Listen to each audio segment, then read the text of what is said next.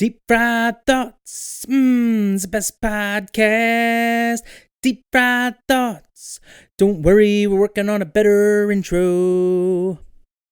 All right, dude. So welcome. Thank you for having me. Yeah, I appreciate it, especially with short notice and all. So, anyway, the reason I have you on here is I had reached out. If anybody out there, you saw my post, I took it down after like 2 days because I was blown away by the response. I had reached out because I wanted to have somebody in law enforcement come in. So if you could tell everybody where you work. My name is Derik Giesler. Right now I'm out in Chester County working at a local police department. Got numerous years experience at this point. Started back in 2013. Took a hiatus where I wasn't quite in police work anymore for about 5 years. And then about 2 years ago, someone reached out and asked if I wanted to get back into it because obviously everywhere is hurting for police at the moment. It's short staffing everywhere. I said, yeah, sure, why not? So got the feedback in it, and here I am. So. And how old are you now? I'm 31. 31, okay. Yeah. So not much younger than me. I'm 35, as I often forget. Do you forget your age, by the way? At this point? It's now, once I got past 30, it's starting, I'm like, how old actually am I? I think some of it is not caring anymore. That's what it is. It's not caring. And I think the older I get, the more then I might start caring again, and then, I'll start remembering so I can know what to lie about. But anyway, so being a police officer, that's, for a lot of children, it's like their dream job. It's like what they want to be. Like I have a 5-year-old. Everything is like emergency services as far as like the outfits that he has. It's either that or superheroes. Yeah. But he loves being the cop, being a soldier, being a fireman. And my daughter's the total opposite. She's the one, actually, maybe I don't want you to meet. She's the villain. She wants to be the villain, roots for the bad guys, and she worries me a little bit. Yeah. We were actually playing a game. Are you a Christian by any chance? Did you grow up? I grew up Catholic. Okay. There was an old Christian cartoon called McGee and Me. And it was from Focus on the Family, which was like a popular radio station, I think, or maybe a show. And they came out with a board game called Sticky Situations. So basically it's chutes and ladders with extra mechanics. So as you're going through, if you land on this sticky situation, a sticky situation arises. So it's like, all right, hey, you found the wallet on the ground, this and that. And, what did you do? And then you roll the dice, and whatever you roll, you did that response. Mm-hmm.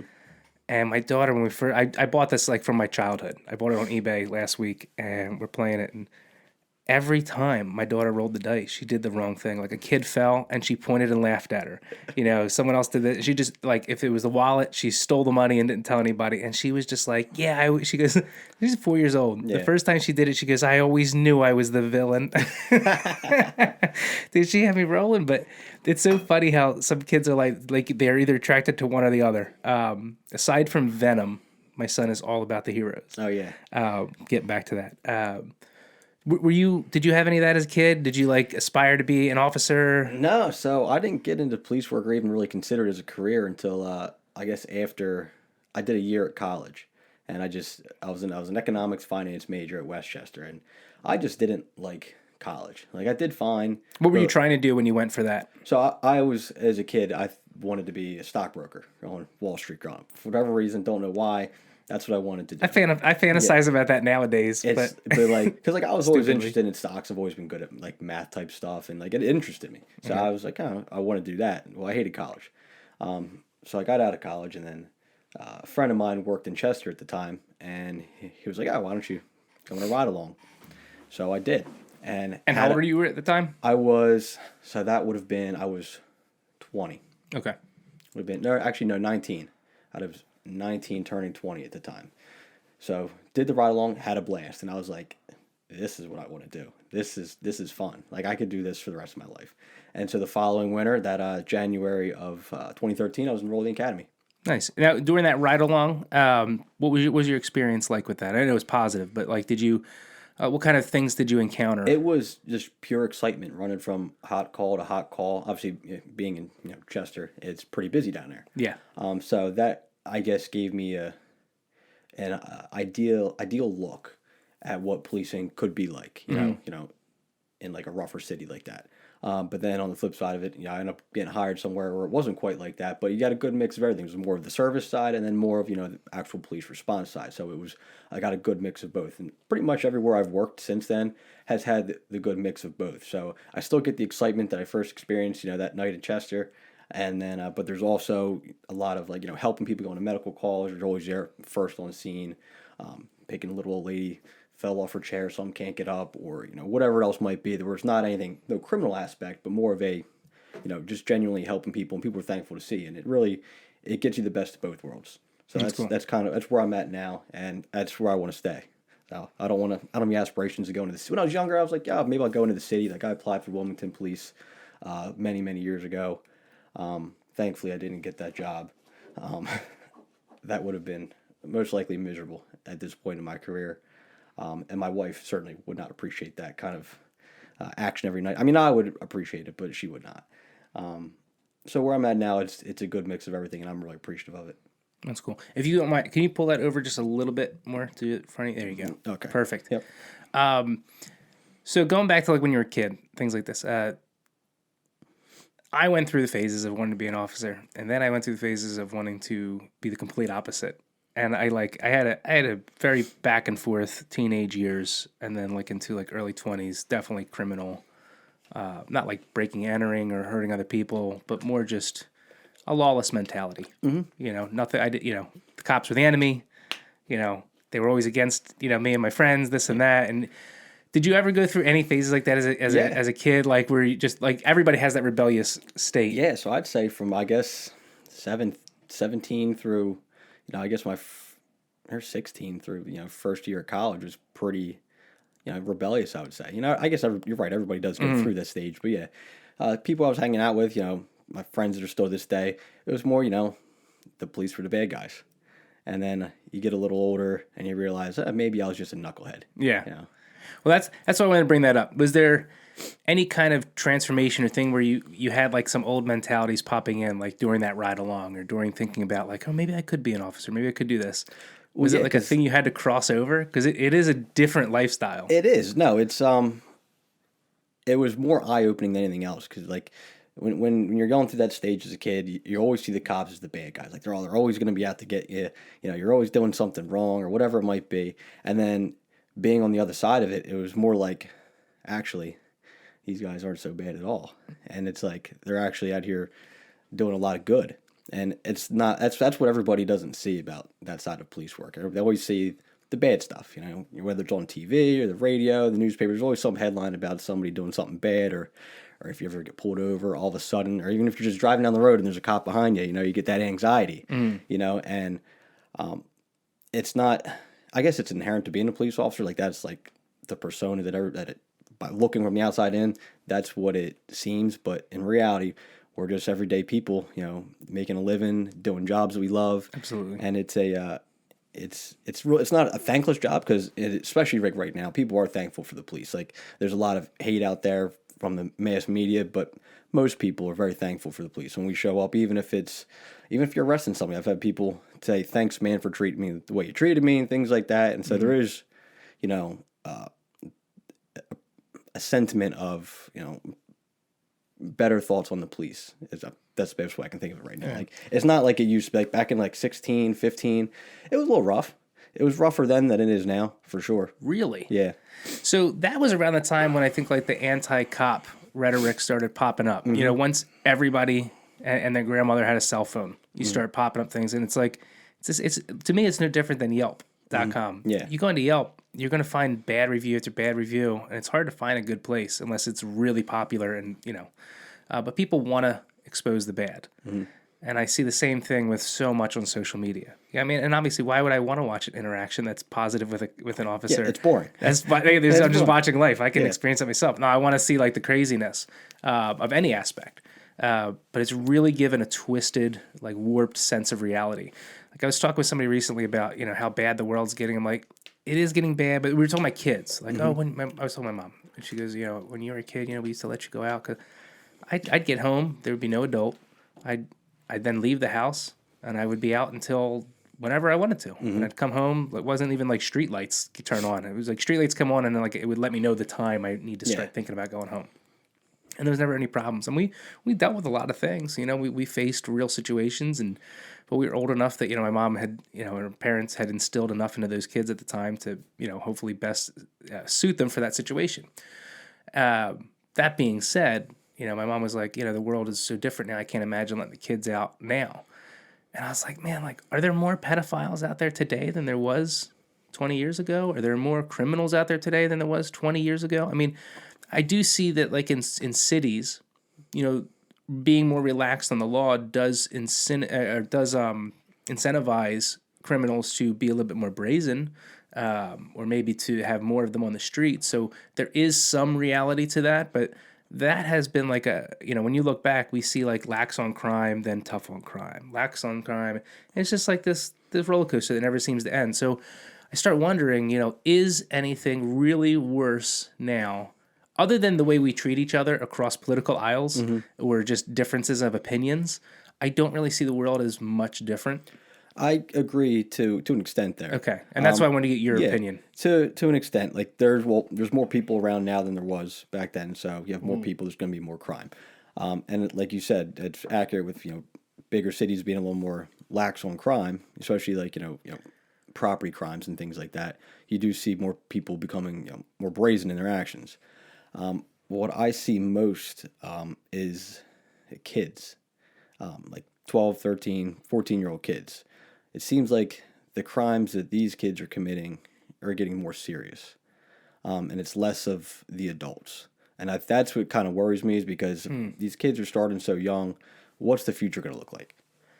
And Now, what kind of crimes are we talking about? Are we talking about, I hate to say victimless crimes, because I think that's always like a little catch, because there's always somebody hurting. Are we talking like violent crimes? Like, yeah, there's violent crime, a lot of property crime, like, you know, busting like kids start, like, you know, busting out windows and things like that. I'm not talking like, you know, weed or anything like that. You know, kids will smoke weed. It's not a big deal. But the kids are more apt, it seems, to be in more gang related violence than ever before. That was something that I never dealt with back when I first started. Like, we had no problems with juveniles back in 2013 through 16. And it seems like a lot of the problems that in the two departments I've been to since I've been back, a lot of problems with kids. And it's kind of worrisome, because it seems like the kids have no sense of consequence. And I think that's part of the reason they're starting younger. Yeah, you saying that is bringing up a million videos, and I'm sure listeners as well, like just that I'm seeing on Twitter or Instagram, Facebook, YouTube, all the platforms. There seems to be an influx, like you're saying, with younger kids. And it always seems like, it's weird. I don't think of the word gang anymore. I think of like mob. Because it doesn't look very organized, but at the same time, there is enough organization to be getting these things done. Like when you watch out in like California, there's a lot of videos of the theft where it's just a big group of teens. They run in and everybody's like, "What? You know, who's going to stop this?" And everybody's looking at everybody else. And then you get the hero, you know, that comes in and like knocks out a kid or knocks out a guy. It's like, who's in the right? Who's in the wrong? What do you do in this situation? And that's where I think like the being lax on crime might play into where, you know, if you see somebody do something and they benefit from it without a consequence, it's going to incite other people to do the same thing. Absolutely. I mean, that's I can't even really fully blame the individual. They're still making a bad decision, but it's like you've kind of opened up a doorway and rolled out a carpet for them. And I see that in a lot of, again, in the cities, a lot in California, even in Philadelphia, which I'm from. Is that the type of things that do you think that has any role? Like the fact that it's being glorified? Like they're not hiding it. Some of them will wear masks, but they're filming it while they're doing it. They're doing it for clout sometimes. That's a good word. Does seem like clout. Yeah. And again, because they're getting away with it, there's no sense of consequence. And it's in that kind of thing, unless you catch them red-handed, you tackle the guy, bring him to the ground, it's going to be hard to prosecute that kind of thing. Somebody walking a store wearing all black, face mask, can't identify them, and they run out with a bunch of clothes or iPhones or whatever it is. Unless you catch that person and see them get in that car and like have some clues to go off of, it's going to be hard to prosecute that person. And then pretty much they always, not always, but most of them get away with whatever they're stealing, either they're looting, whatever it's going to be, the flash mob type thing. It is hard to prosecute that many people when you just can't figure out who they are.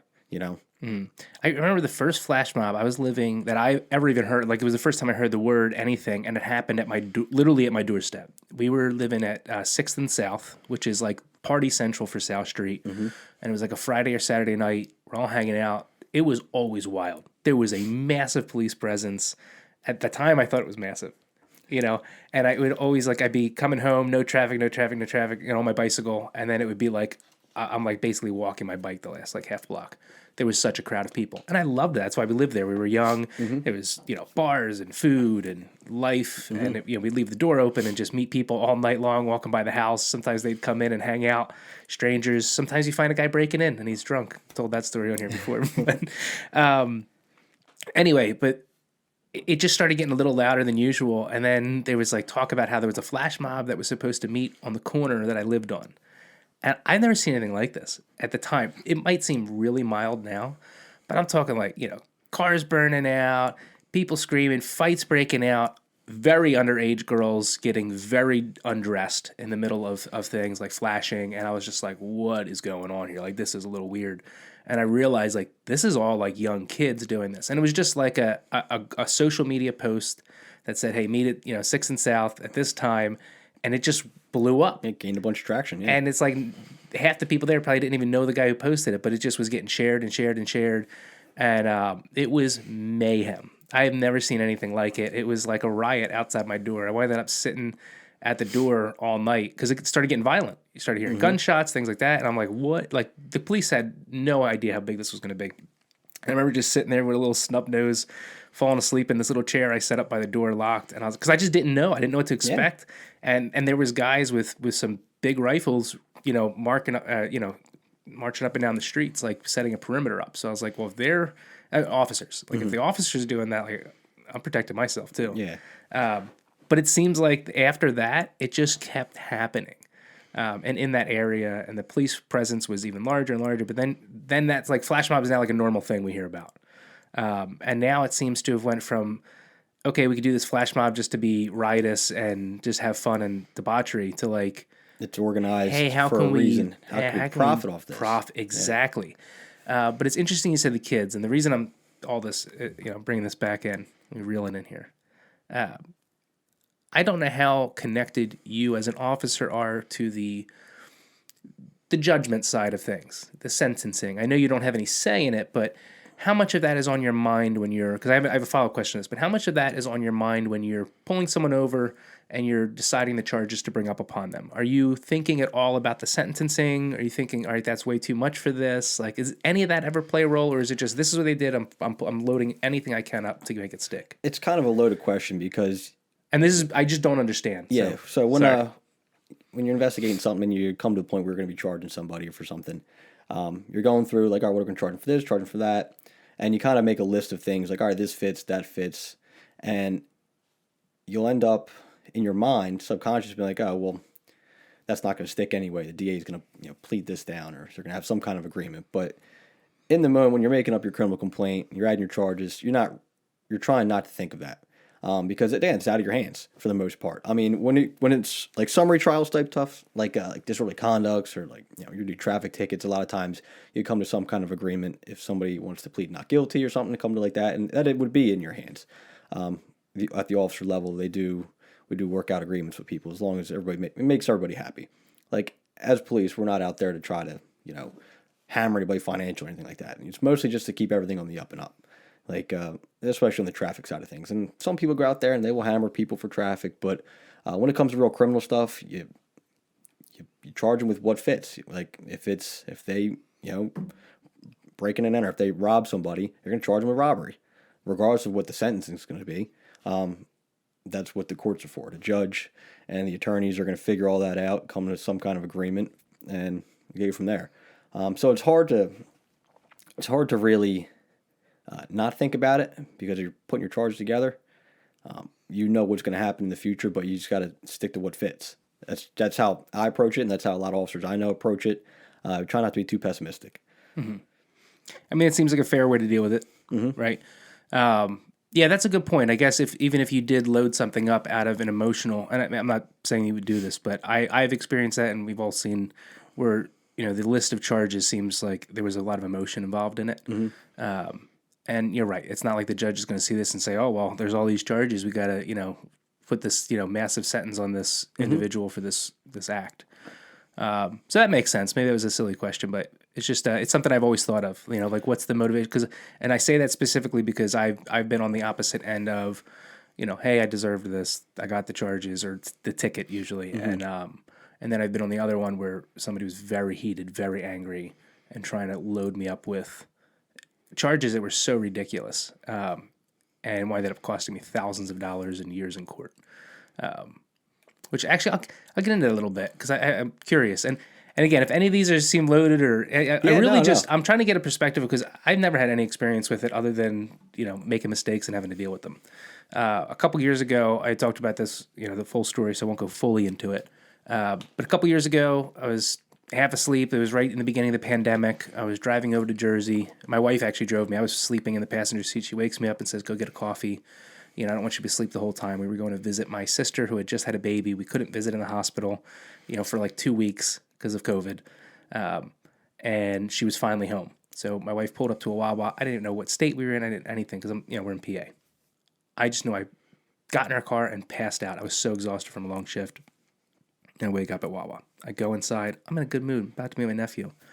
I go to buy a coffee. Somebody asked me if I need a mask. I said, oh, no, thank you. I go to make my coffee. A guy comes over, starts giving me a real rough time. I'm wearing a Trump hat at the time, said, make America great. And a confrontation ensues that I did not want. I kept trying to avoid, kept trying to walk away from the guy. Got to the point where I had to barge my way through between the gentleman and the door to squeeze out of the place. I had the coffee in my hand. I wasn't allowed to pay for it. I wasn't trying to steal it. I was literally trying to get away from this guy who wanted an altercation. I start speed walking in my car. I get punched from behind in the gut, knocks the wind out of me. I turn around. I threw the coffee as a fist was coming to my face. And I got hit in the temple, lost vision for like the next 15, 20 seconds, however long the fight was. Wound up losing consciousness. My clothes were ripped apart. My head was smashed on the sidewalk. I had a brain injury from it and months of recovery. And the whole time I'm being beat, I can't see, and I keep hearing that effing hat, that effing hat, that effing hat. I wake up to a small crowd or small mob, like group of people who are screaming at me, how dare you, how dare you? And I'm just wondering why my stuff is on the ground and my clothes are ripped off. I'm like still trying to figure out where I am. And then it all starts coming back to me and I'm stumbling, bleeding, face swollen, trying to get to my wife who was just outside of sight of what happened. And I'm like, call the police, call the police. So we get the police there. Now the police come and they review the footage. Now the footage should show, actually I have the footage. It shows me walking in with my head down, smiling at somebody saying things, no audio, and that was me telling the woman I don't need a mask. Then you see a guy coming over and he's getting very irate, and you see me just making a coffee, looking down. Then you see me like put my hands up a little bit because I was trying to tell him like, dude, you're in my face. It's 6 feet apart. Like I don't, Anyway, I go over to pay, and then you see me pushing my way out, and then that's where the camera angle, you could barely see the fight. Well, the officer saw that, and when he got there, the gentleman had told the crowd, and the reason why the mob was yelling at me was because he said that I walked in out of nowhere and just started calling all the people the N-word. I called a white lady a white bitch, and like I just went in there to start trouble, right? Mm-hmm. And so that's why the crowd was yelling at me. I didn't know any of this. Mm-hmm. I was just like, why is everybody coming after me? And the officer saw it, this and that. Anyway, the officer was really nasty to me after seeing the video. And I'm like, I called you guys. Like, I need help. So they get me an ambulance. I go the next morning to go get the police report. And we get surrounded by officers. And this is in Jersey. And I get surrounded by them. And I'm, like, really confused. My wife and I are just, it's like a traumatic experience we had to go through. And they're circling me, and they start one by one just going after me, digging into me, telling me about how I should have received a hate crime and this and that. And I'm like, what are they talking about? Like, we called because I was attacked. And then I go through the paperwork, and they have me listed as aggressor, and they have the guy who attacked me as victim. It says victim after his name. And I was just like, this is crazy. But they had all these charges against me, and I was so confused. And it winded up, taking me years and a lot of money to fight against it, and to having to basically, because of the charges against me, drop all the charges against him. Mm-hmm. And so it went nowhere. And again, I've had that. I've told these stories, and this is not to make you. I hope I'm not making you uncomfortable. No, but no. I've also been arrested with unregistered weapons in Camden with a lot of drugs and money in the car, and I got robbed from the officers. So, like, I have all these things, like handcuffed to the floor while being kicked in the holding cell, like all these crazy things that I've dealt with, and I still somehow can't get myself to be anti-cop. Because I just see them as individuals who are making mistakes, just like I can't look at every individual I meet and say people all suck because some people suck. I just see it as like the same proportionate as anywhere else in life. Anyway, again, reeling this back, keep going on these tangents, but having something like that, like, do you ever encounter things like that where somebody gets their emotions involved? Maybe I didn't do a good way of explaining that, but like on the police side of things, yeah, like you're not always alone, right? When you go into a call on the police side of things, how do you as an officer deal with somebody who is getting emotional and trying to maybe go after an individual, maybe because that officer got sucker punched or something, but the situation's under control now? Like, do you ever experience it? Like, do you ever find yourself mediating an officer who was wronged as well as the individual in custody or suspect? I can't say that I've really had that experience with anybody that I've really worked with. Okay. I've been fortunate enough to work with a lot of great cops, good heads on their shoulders. I can't, off the top of my head, I can't think of anyone that was ever in any situation where things got too emotional or out of hand. Usually, by the time we get to a situation, things are already on the downswing from an emotion side. So we always miss the most heated stuff because there's a call delay. But on the police side of things, yeah, I haven't had that experience with anybody. Everybody I've worked with has been outstanding, truthfully. I've heard of instances with other departments and whatnot where somebody may lose their cool. But I think if you were to encounter that kind of situation, you just got to remove everybody from whatever's going on. Like, you go here, you go there, and figure it out later. Call a supervisor if need be, if that would be appropriate. But I've been fortunate where I've not had that. I say that also as somebody who, I think I'd be feeling wronged as an officer if I showed up and somebody took aggression out on me. It's like, hey, I was just called here. I'm trying to mediate or whatever you're doing. I guess it's how do you, as an individual, then separate yourself from that? I mean, you've got to recognize that as police, we're meeting people at their absolute worst most of the time. Like, if we're involved in a situation, chances are things are not going good for you at the moment, right? So, I guess I've gotten used to it. I've recognized whenever I show up to a call, especially like a domestic, I recognize that emotions are already going to be high, and all that pent up energy's got to go somewhere. By the time you get there, especially in domestics, the aggression may turn towards you, but you've got to just do a good job of it. Hey, relax, man. I'm here to help you out. I'm trying to figure all this stuff out. Take a couple steps back, breathe. You've got to really, you got to be objective, but you also got to be on both parties' sides. Whatever's going on, you got to relate to both of them, or else you're not going to get anywhere.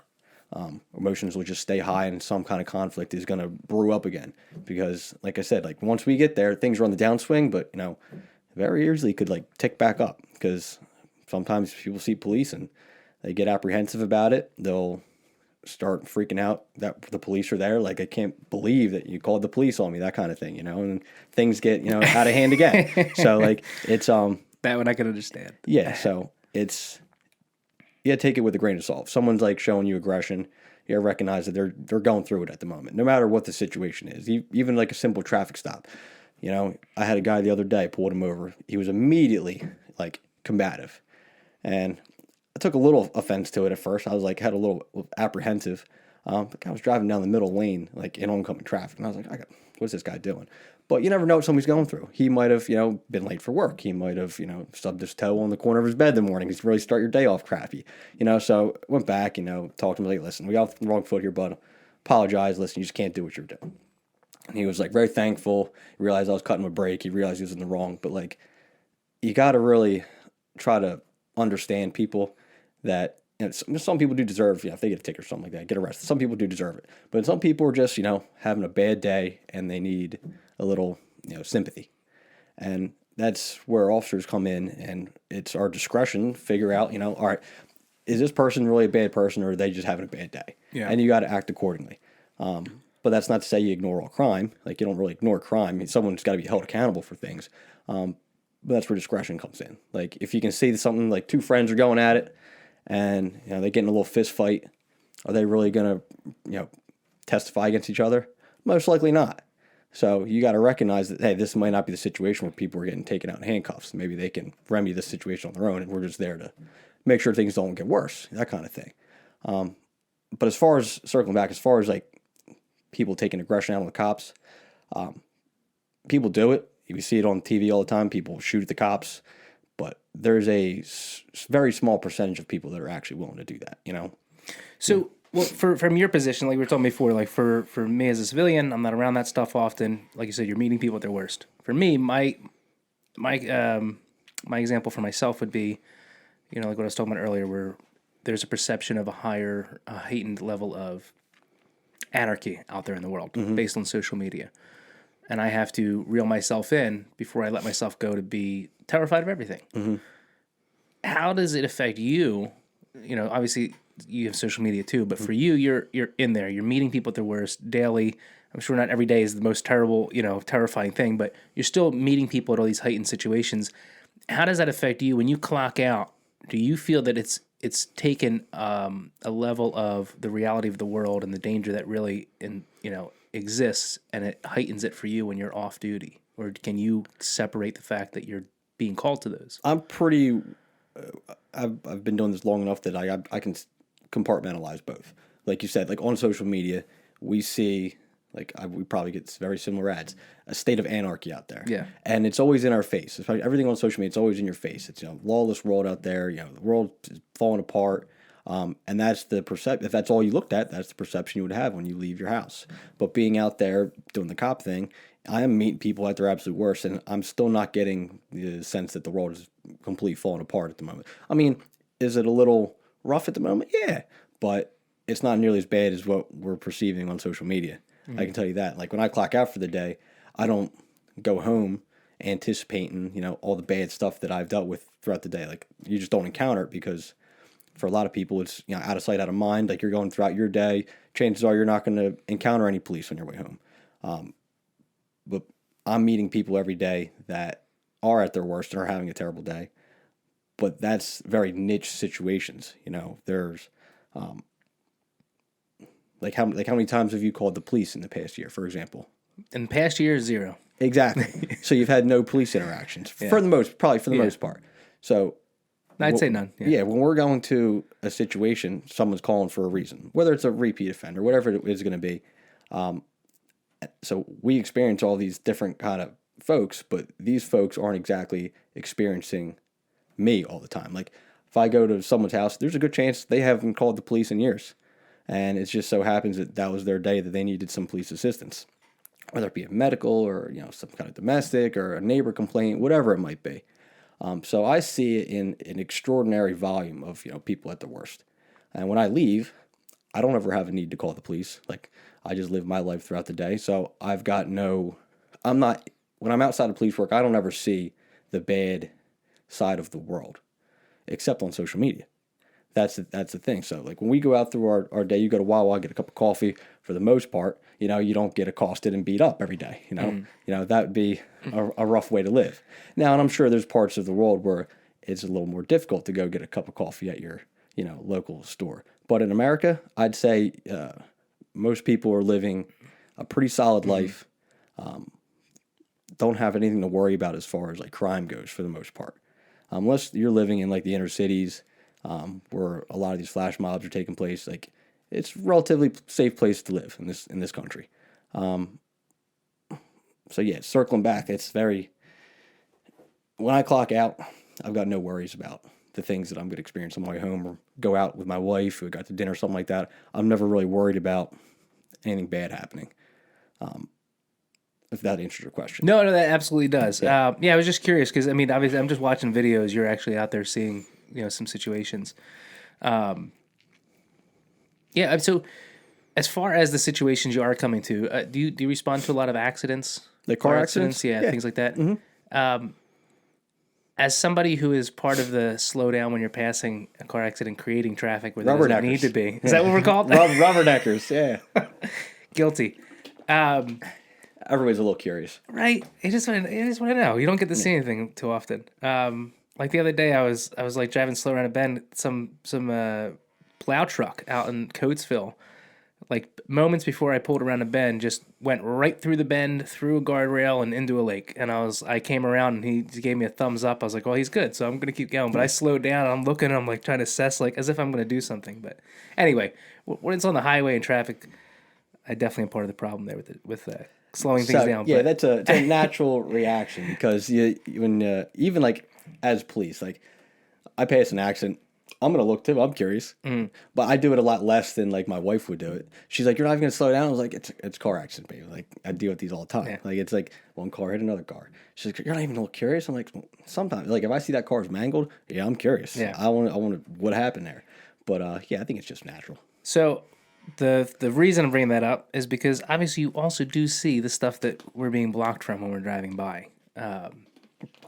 I could think of just about every violent thing I've ever seen. I've seen people being shot up on the streets that I lived in. I lived next to a drug lord, and I call him a drug lord. Maybe he's just a big drug dealer. But I've watched people shoot up his house and hit mine. I've watched people get shot running down the street, like just crazy stuff there. I've watched people get stabbed with big knives.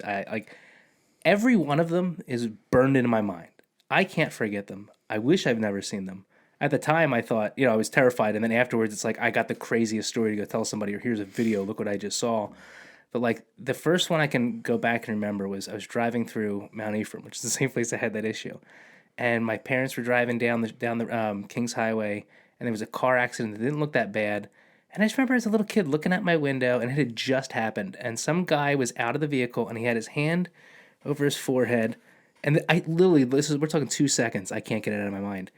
And he obviously was in the accident, and he moves his hand away, and I've never seen anything like this, but I watched blood squirting with his heartbeat out of his head, and then he had to put his hand back. And I just sat there in my mouth, like, just as a little kid. I didn't even tell my mom. I don't think I've ever told her what I saw, but I saw that, and I just couldn't speak. I was a little traumatized as a kid and never seen anything like that. But the more and more I started seeing that, putting myself in situations like, paying as little as possible, you live in bad or, worse and worse areas, especially the city, seeing more and more of that. Some of it I became desensitized to, where I'll tell these stories about things I've seen or explain the situation. It's like, oh, what did you do? I was like, well, I filmed it, or I just tucked behind a car. Like I watched one guy shoot up a cookout, and I was smoking a cigarette outside the house, and he pulled up about 3 houses down, hand out the window, and just starts opening fire on this cookout, like block party in the city. And I just dove under the car, and he slowed down and looked at me as he walked, as he drove by, because I was hiding between cars. Just kept going, and I was like, man, that was crazy. The first thing I did was I went inside, told the person what happened. I was like, we just got to leave for a little bit because I don't want him coming back. But anyway, it sounds like you've experienced a lot more traumatic incidents in your life than your average person. I put myself in a lot of bad spots. Okay. Yeah. I'm being out at 2 a.m, drunk in an area that I shouldn't be in, at parties at people's houses I don't know. Like, you're doing a lot of drugs. You're hanging around with people who are doing that stuff too. I get now, looking back, that it's my own fault that I've seen these things. But anyway, every one became less and less traumatizing. You're seeing this like more often when you're seeing these accidents and you're seeing these things. How was that at first? Seeing somebody maybe that's passed away, or in a really physical, high level of physical pain, and you're there, and you can only do so much. Like, how do you cope with that? Is there a lot of training involved with it? Not really. I think so. When I first started, like one of the first days I was on FTO in the first department I worked for, we had an overdose, and mind you, I'm 21 years old. I don't know shit, essentially, What 21-year-old knows anything? So I'm out there training, and we go to this overdose, and I thought the girl was dead. And they Narcaned her, and she came right back to life, and I was like, holy shit. I was like, that for whatever reason, that made it all like very real for me. And that first day on the job, I was like, man, I just saw a dead girl come back to life. And this was the height of the heroin epidemic, mind you. This was back in 13 through 16, or everybody you met was like on heroin. I was like, so from that point on, it does. It desensitizes you. So that was like real eye opening for me. And then every little thing you come across like during your police journey, you make it so the edge comes off a little bit. It's like, oh, it's not nearly as bad as the previous time you saw it. And eventually, it's just another day. I hate to say it, just another day on the job. Like, you see these kind of things so often that it really just, you're desensitized to it. And then you have social media. You're seeing, I get the ads, not ads, but like, the Instagram reels. If someone's getting decapitated today for some reason by the cartels. And it's like, that's not, I don't see that. Like, that's not something that I come across. But like, it's everywhere that I think overall, people are just becoming desensitized to that kind of thing. That's a good point. Like overall, and it's not just like police officers or EMTs or what have you. I think it's just as a people, we're getting more and more desensitized to violence because we're always seeing it on social media. But like my first train strike that I saw, it didn't even look real. To see a human, get hit by a train. Oh, okay. Yeah. When you said train strike, I was like, okay. Yeah. When you see a human get hit by a train, it is very jarring at first that it really doesn't look real. Like, and it's, sad to say, but you gotta, go down the tracks. You gotta pick up body parts. It's not exactly a pleasant experience, but after this, when you see the second or third one, you're pretty desensitized to it by then. Yeah, I remember years ago, I was maybe like 21, 22. I got in my mind that I wanted to be a crime scene cleanup guy. Oh, boy. Yeah. And so I started talking to a buddy that did it, and he really wasn't very vocal, but he's like, yeah, it's not, like, you don't want to do it. He just didn't want to explain it to me. And then he's like, here. And he gave me some videos to watch. Mm-hmm. And he's like, watch this. This will tell me, this will tell you if this is really something you want to do. Like, do you want to be okay with what this is? Mm-hmm. And the first thing I saw was a guy that was hit by a train. And they were interviewing the crime scene cleanup guy. And the person who was asking him questions was like, oh, wait, what's that behind you? And he turns around and grabs like some sort of tool. And he peels something off of the train. And he goes, oh, it's a mustache. And I was like, that guy was so nonchalant. Mm-hmm. And I thought in that moment, I don't think I want to be nonchalant about that. It's just, you experience it so much that it's, if you were traumatized every time we saw something like that, well, you wouldn't be able to do this job. No. It would drive you crazy. Maybe it's a defense mechanism that the body adapts to keep you going. I don't know. But it's desensitized is the word. That's an accurate word for it. Yeah, that buddy actually talked to me afterwards when I said it. I said, can you just tell me something? Like, what is it really like? Because these videos were crazy. Like, a lot of them were just about, like, proper ways of cleaning and, like, the way to clean carpets and remove things. Anyway.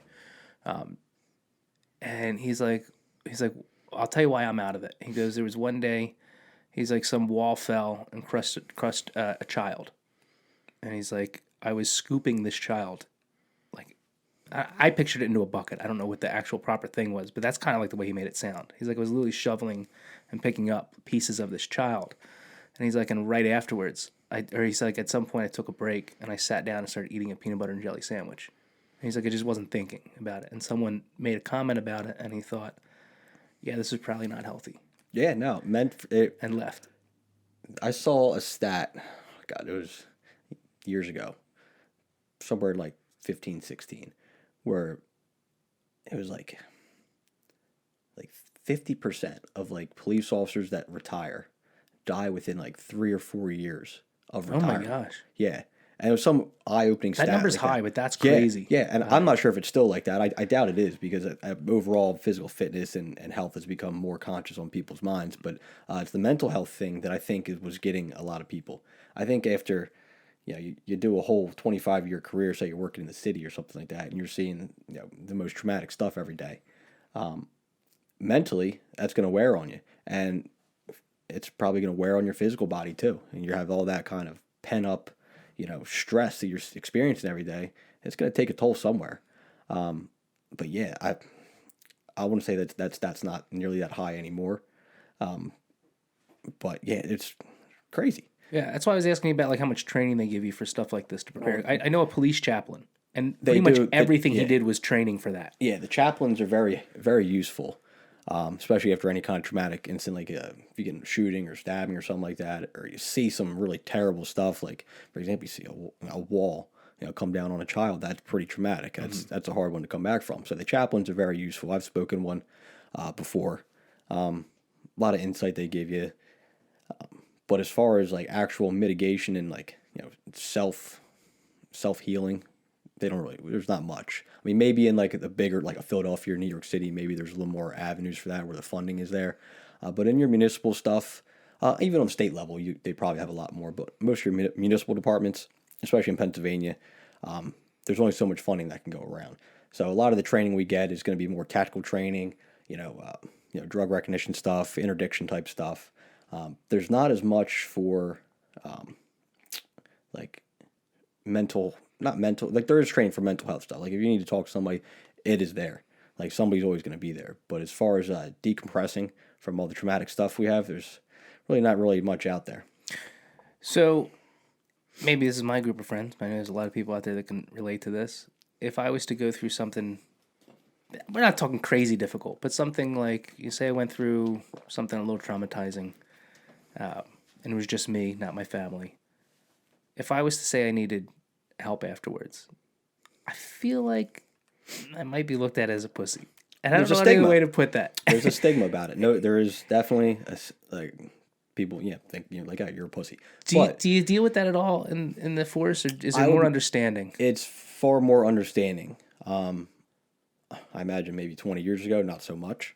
But in today's police force, it's a lot of the old guys are getting out of it now. They're all retiring, and it's a new crop of cops coming up, and they're all younger. And the whole mental health aspect thing of like asking for help if you need it is far more accepting. And there's support. Like if you need to talk to somebody, admin will give you support every day of the week. They'll give you something, but if you ask for it, they don't play around with that. So that's good. Yeah. So have you seen any level of stigma that's lessened over because mental health seems to be a big focal point in the country right now. The stigma of asking for help. Just has gone down massively. So in your time, I'm saying you've seen it go down too. Yes, okay. Yeah. Okay. Well, that's good though. Oh yeah, absolutely. Yeah. When this first started coming on, I was definitely part of the problem. Like I hate using anything that like the super woke use, but I think toxic masculinity is something that was worthy of at least looking into. I think it's gone way too far. Oh yeah, there's boys need to be boys is a proper statement and totally fine. But there is a bit of like you can't cry, you can't do this, you can't. Like, I kind of got a little bit of that as a kid. And I see myself sometimes doing that to my son, but I try to differentiate, like, this is not a proper time to cry. Mm-hmm. This is not a proper time to react like that. And then other times it's like, buddy, you let it out. Give me a hug. I'm right there for you. Like, I have no problem hugging my son, giving him a kiss, like, being there for him, holding him when he's scared. I mean, he's 5 years old, but even as he gets older. But there is times where I still, hey, buddy, you can't cry about this. Well, his sister's crying too. Mm-hmm. I'm like, buddy, you need to hold it together. And there's a little bit, maybe I'm wrong on that, but there is something where I think there should be a separate expectation for a young man versus a young woman because they're going to become a woman and a man. And you need to make sure that they understand that there is a difference. But yeah, I definitely got like probably some little bit of an unhealthy bit of that as a kid. I think most people our age did. Yes. We were on the tail end of it. Is what my point is. Yeah, if you fall down, scuff your knee, no crying, rub some dirt on it. Yeah, that type thing. Don't show any emotion. Like I think that was just a product of the era. Try to keep your boys tough type thing. And did it do some harm? Probably. Did it do some good? Probably, yeah. So there's a little bit of both. Yeah, absolutely. But I think you're going about it the right way. Yeah. There's a time and place for everything. Exactly. You can't be cut and dry with everything. Yeah. Just like with you. I mean, like in your line of work. I don't remember where I saw this. I was watching some video. Maybe it was just like an officer just ranting on the internet. But he was talking about it was like some new law that was put in place in New York. It was some old woman. I think there was a video of a very elderly woman that was being handcuffed behind her back and it was hurting her and like not a threat, not anything like that. And it was like a new policy where everything had to be like exactly the same. Every arrest had to go like this. Every perp had to be, handled like this. And then that video came out like very shortly after. And it gave the idea of like, maybe cut and dry isn't a great thing. And I didn't realize until that moment how much you as an officer, and correct me if I'm wrong, I'm trying to think of the right word, but it's like basically you assess the situation and you handle it as you feel it needs to be handled in that circumstance based on your training, based on everything. It's kind of like the one version that's talking about with the old lady seemed like you're trying to micromanage an adult. Like, why'd you train them if you were gonna make them just follow this? Just make them read a book and memorize it. You know, there's a reason why I think people are trained, you know, in, you know, you're saying tactical training, defensive training, mediation training. I'm sure you have, and some first aid. It's to send you out there then to say, hey, we believe this guy is mentally sound. He understands the law to a degree that we feel safe, and he has all of this training. Now we're going to send him out there to do what he thinks is best. Is that a proper assessment? Yeah. So obviously, the law is black and white. Yes. Right. Police operate in the gray area. That's the best way I can describe it.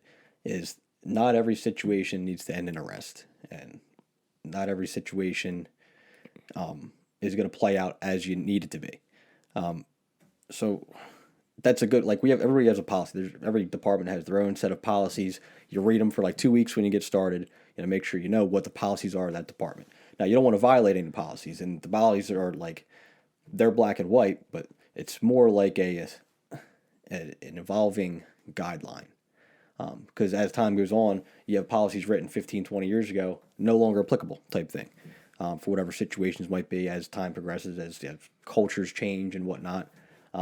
But we operate in the gray. So we go to a domestic, and if you're on a domestic and there's evidence of, like, obviously an assault occurred, like a husband got drunk and punched his wife in the eye and she's got a shiner. Obviously that's evidence that guy's going to get arrested. But, you know, regular domestics, not everybody has to get arrested. You can break your own property. You can yell at your wife. You can yell at your husband. There's nothing criminal there. But I would say that if the police are involved in your relationship, you're probably in the wrong relationship. And that goes for pretty much all of what the police does. It's like you gotta mediate. And mediation is never black and white. It's always the gray area. There's always discretion. So that's the word I was looking for, discretion. Yeah, yes. Discretion. Thank you. There's always discretion. So like that instance of, you know, the 80-year-old lady getting arrested with her hands behind her back, probably severe discomfort.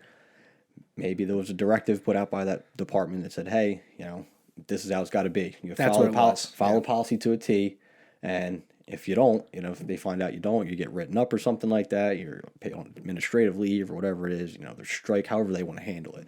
So that officer probably did not want to arrest her behind the back. I'd imagine. I wouldn't want to put her in cuffs, period.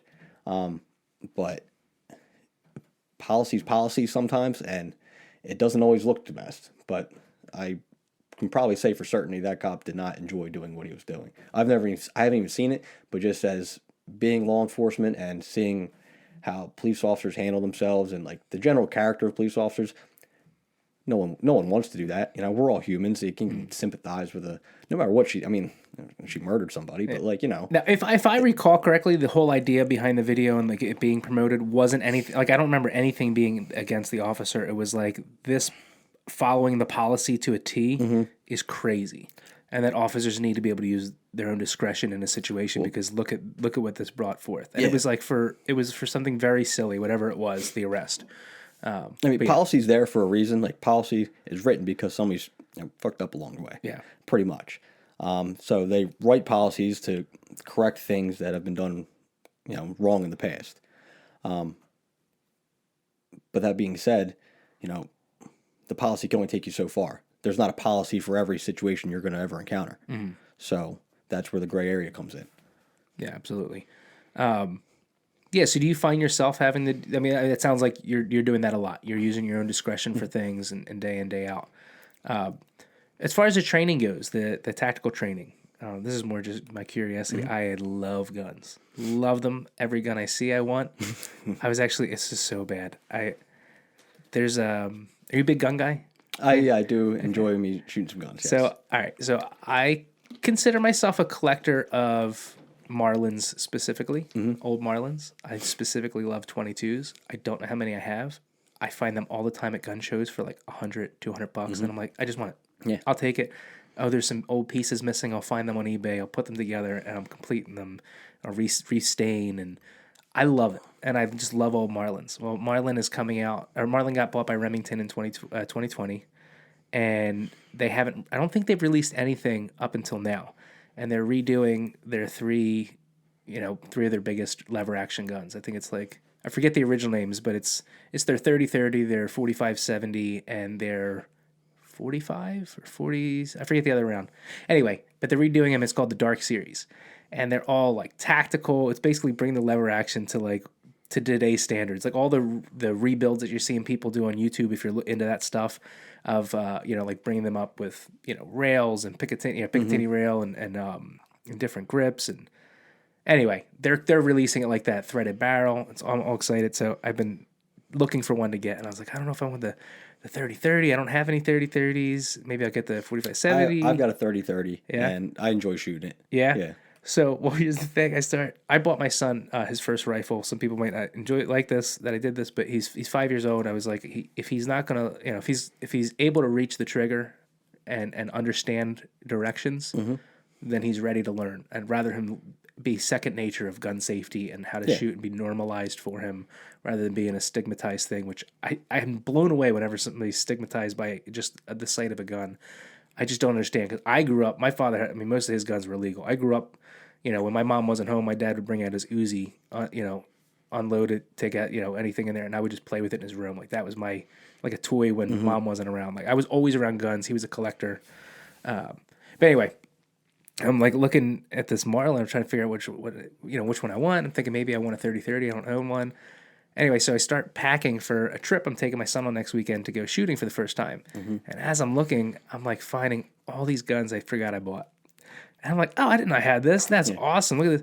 And I'm like, what the heck is in this big case? And I pull it out, and there's a Marlin 336 that I had just ordered.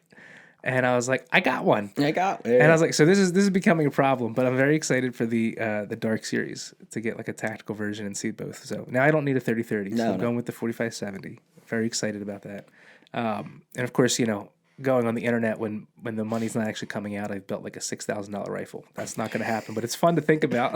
It's like I do the same thing with cars. Like let me build this $80,000 Camaro. Like I'm never going to have this car, but I definitely like baking it. Yeah. Well, it was like all right. So it was like all right. The gun is like 1,500 ish, and then the sight's $2,000. Totally cool. The sight's awesome. And then, the suppressor, that's $1,000. Yeah. And then, a tax stamp. A tax stamp, yep. So $1,200 there. And maybe 8 months. Do you have any suppressors? I do not, no. Man, it is crazy. The last suppressor I bought a few. The last suppressor I bought was a little 22 suppressor for like a competition pistol I have. It took me over a year to receive it. And it's really annoying. Unless you've bought a suppressor, you don't know what it's like to really... Or maybe there's other things out there, but to buy something at full price plus $200 and then not be able to take it home for a not exact amount of time. It's just like, when the government gets back to us, we'll give it to you. Okay, so it's like, all right, when can I start calling them? All right, 6 months now. Can I call? All right, I'll give them a call. Hey, where's it? We haven't got anything back, but guys around your time are getting are starting to get them. Okay, then another 3 months go by, 4 months, 5 months. It's like now we're at like 14, 15 months. And it's like, I don't even want to call anymore. And then you get the call and it's like, I forgot. Defeated, It's absolutely defeated. It's so crazy to me, the restrictions on those. But anyway, that's beside the point. Tactical training. I would shoot so much more if I could afford it. That's the limiting factor for everything, right? That's why I started buying so many 22s. I just wanted something. It's cheap to shoot. They're fun, and I was like, and the kids can grow up and enjoy them. So it was just a fun hobby. Do you get to? How's that work for you as an officer? Do you get to shoot at a certain amount of time, or is there any limits or training? Well, so in Pennsylvania, we qualify like every year with our handguns, but departments will set up numerous events throughout the year to go practice with the firearms as a group. The rifles, shotguns, do like tactical training. Like every county has a emergency training center where you can do some real good type training. They'll set up obstacles, barricades and whatnot. Oh, that's really They'll fun. turn all the lights off in the simulated dark setting, and they'll put like the police lights on with the cruiser in there, so you're gonna take cover behind your car, shoot so many targets here. They do a lot of actual good trainings. And then I recently did a training that was very it was probably the most realistic to a actual police shooting situation that I've ever done. It was a 3D simulation type thing where you're using a real gun. It's with compressed air and it has recoil just like it would be if you were shooting your duty gun. And it's all these pre-recorded scenarios that whoever's controlling the thing can adjust depending on what commands you give it, whatever. And it's all like, when I say 3D, it's all like video, like it's real actors and whatnot responding and acting in a way. So what's when you say 3D, I'm thinking something that's not really in Well, there. and it's not 3D. So they say the one we did had, there's like 3 massive like panels with a projector. So it's kind of simulates Gotcha. Okay. around you, and it's playing on all 3 at the same time. And then you got to assess a threat if there is one, and act accordingly. And there was a lot of scenarios that I recently did that was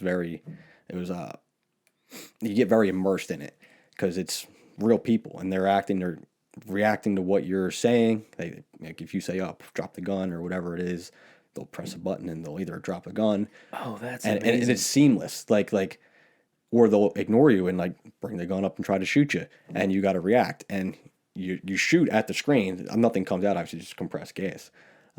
Simulates recoil, and you see where your shots go. And you can replay the whole thing as many times, see how fast your shots were, how close on target you were, if you made the right decision, that kind of thing. And that has been the closest I've ever seen to actually simulating like a real police encounter, because your endorphins are like sky high. You're so immersed in what's going on, and things happen so fast.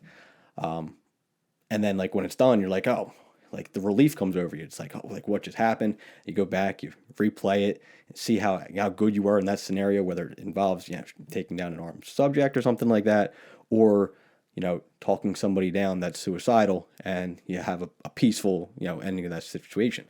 So all the scenarios we did, it wasn't not every one I was shooting somebody, but it was a good mix of both, because try to get the best of both worlds. But we did that recently, and that was eye-opening. It was really good. That sounds amazing. Oh, I could have done it for 10 hours straight. This isn't something that anybody could do. This is set up for officers? Yeah. Because, well, actually, I'm not so sure. That's particular one might be open to the public if there was like coming to schedule it, if there was some organization that would schedule it. But I would be on board. I mean, I was like envisioning myself doing that when you were talking. That sounds incredible. It was that's intense. Oh, it was intense, because and I was physically exhausted at the end of it. We only did it for like an hour, but I was physically exhausted because like the emotions are up and down the whole time.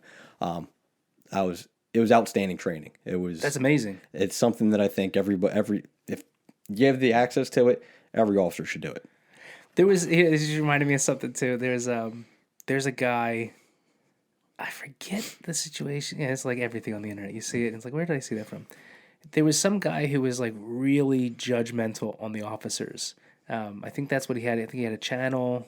Correct me if I'm wrong if you guys know what I'm talking about. But it was a guy who was putting out videos, judging every cop scenario, this and that. And I can't remember if it was like a news crew or something, or it was officers that brought him in to put him in a situation. And it was basically a scenario that was set up, and it was like, a fake gun, but that had, some sort of reaction. And they put him in the scenario, like over and over and over, to see like how he would respond, how he would shoot, and this and that.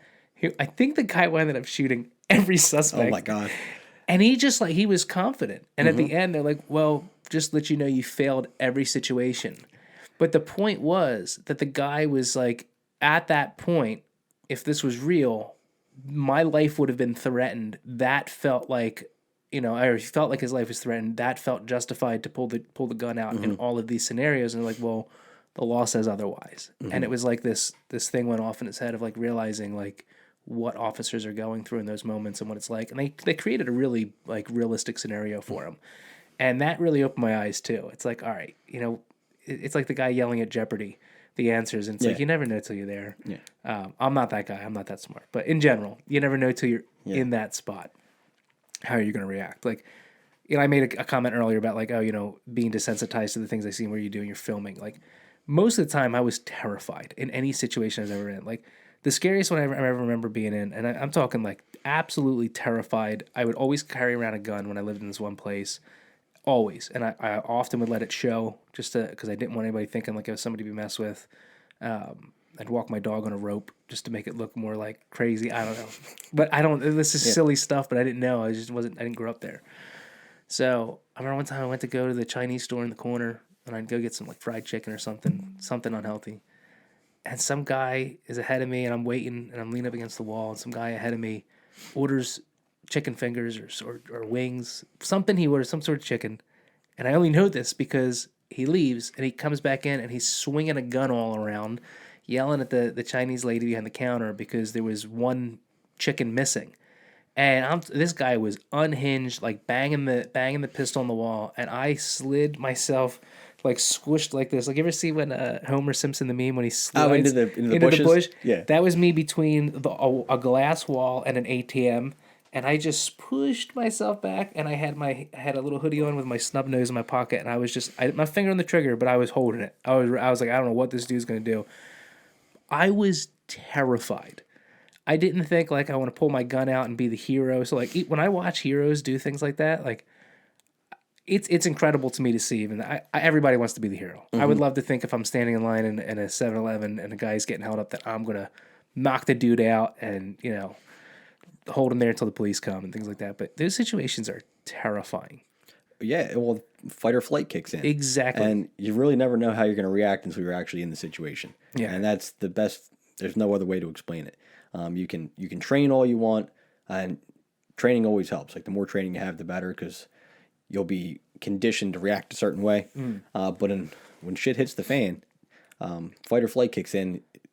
You may not even have a choice in what you're going to do. Your body's doing whatever it deems necessary to survive. Yeah, I don't think people understand that. Sometimes your body physically won't respond the way you're so used to, I want this drink of whiskey, so I grab my cup. When you're in that frozen mode, you can't. It's hard. It's like your brain literally shuts down certain physical capabilities for you. And for years I had struggled with looking back in my childhood, some moments where I was abused or things like that, similar, where I had always froze. Every time. And I used to think, like, did I want it? Was I wrong? Like, and I would hate myself for it.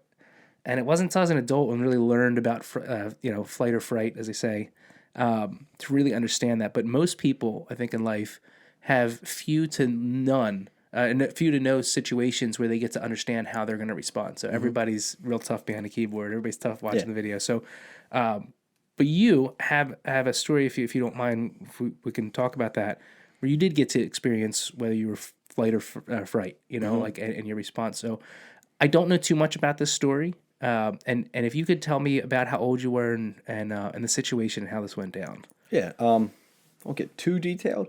As much as you want. Yeah. But so it was in 2015. So at this point I had about 2 years on of police experience. Still very green. Was working for a neighboring department of where this incident took place. But at the time I'd worked for two departments, and it was this incident happened in the other department I worked for. It was a suicidal subject call. Guy was depressed, probably intoxicated, had a little too much to drink. He was a war vet, so he had a little PTSD going on. His friend had called for him, and wanted to get him some help. So we get to the place. We get to, it was an apartment complex. We get to the apartment complex, and eventually the guy opens the door. Plan was to pull him out, get him the help he needed. 302 him or whatever it needed to be.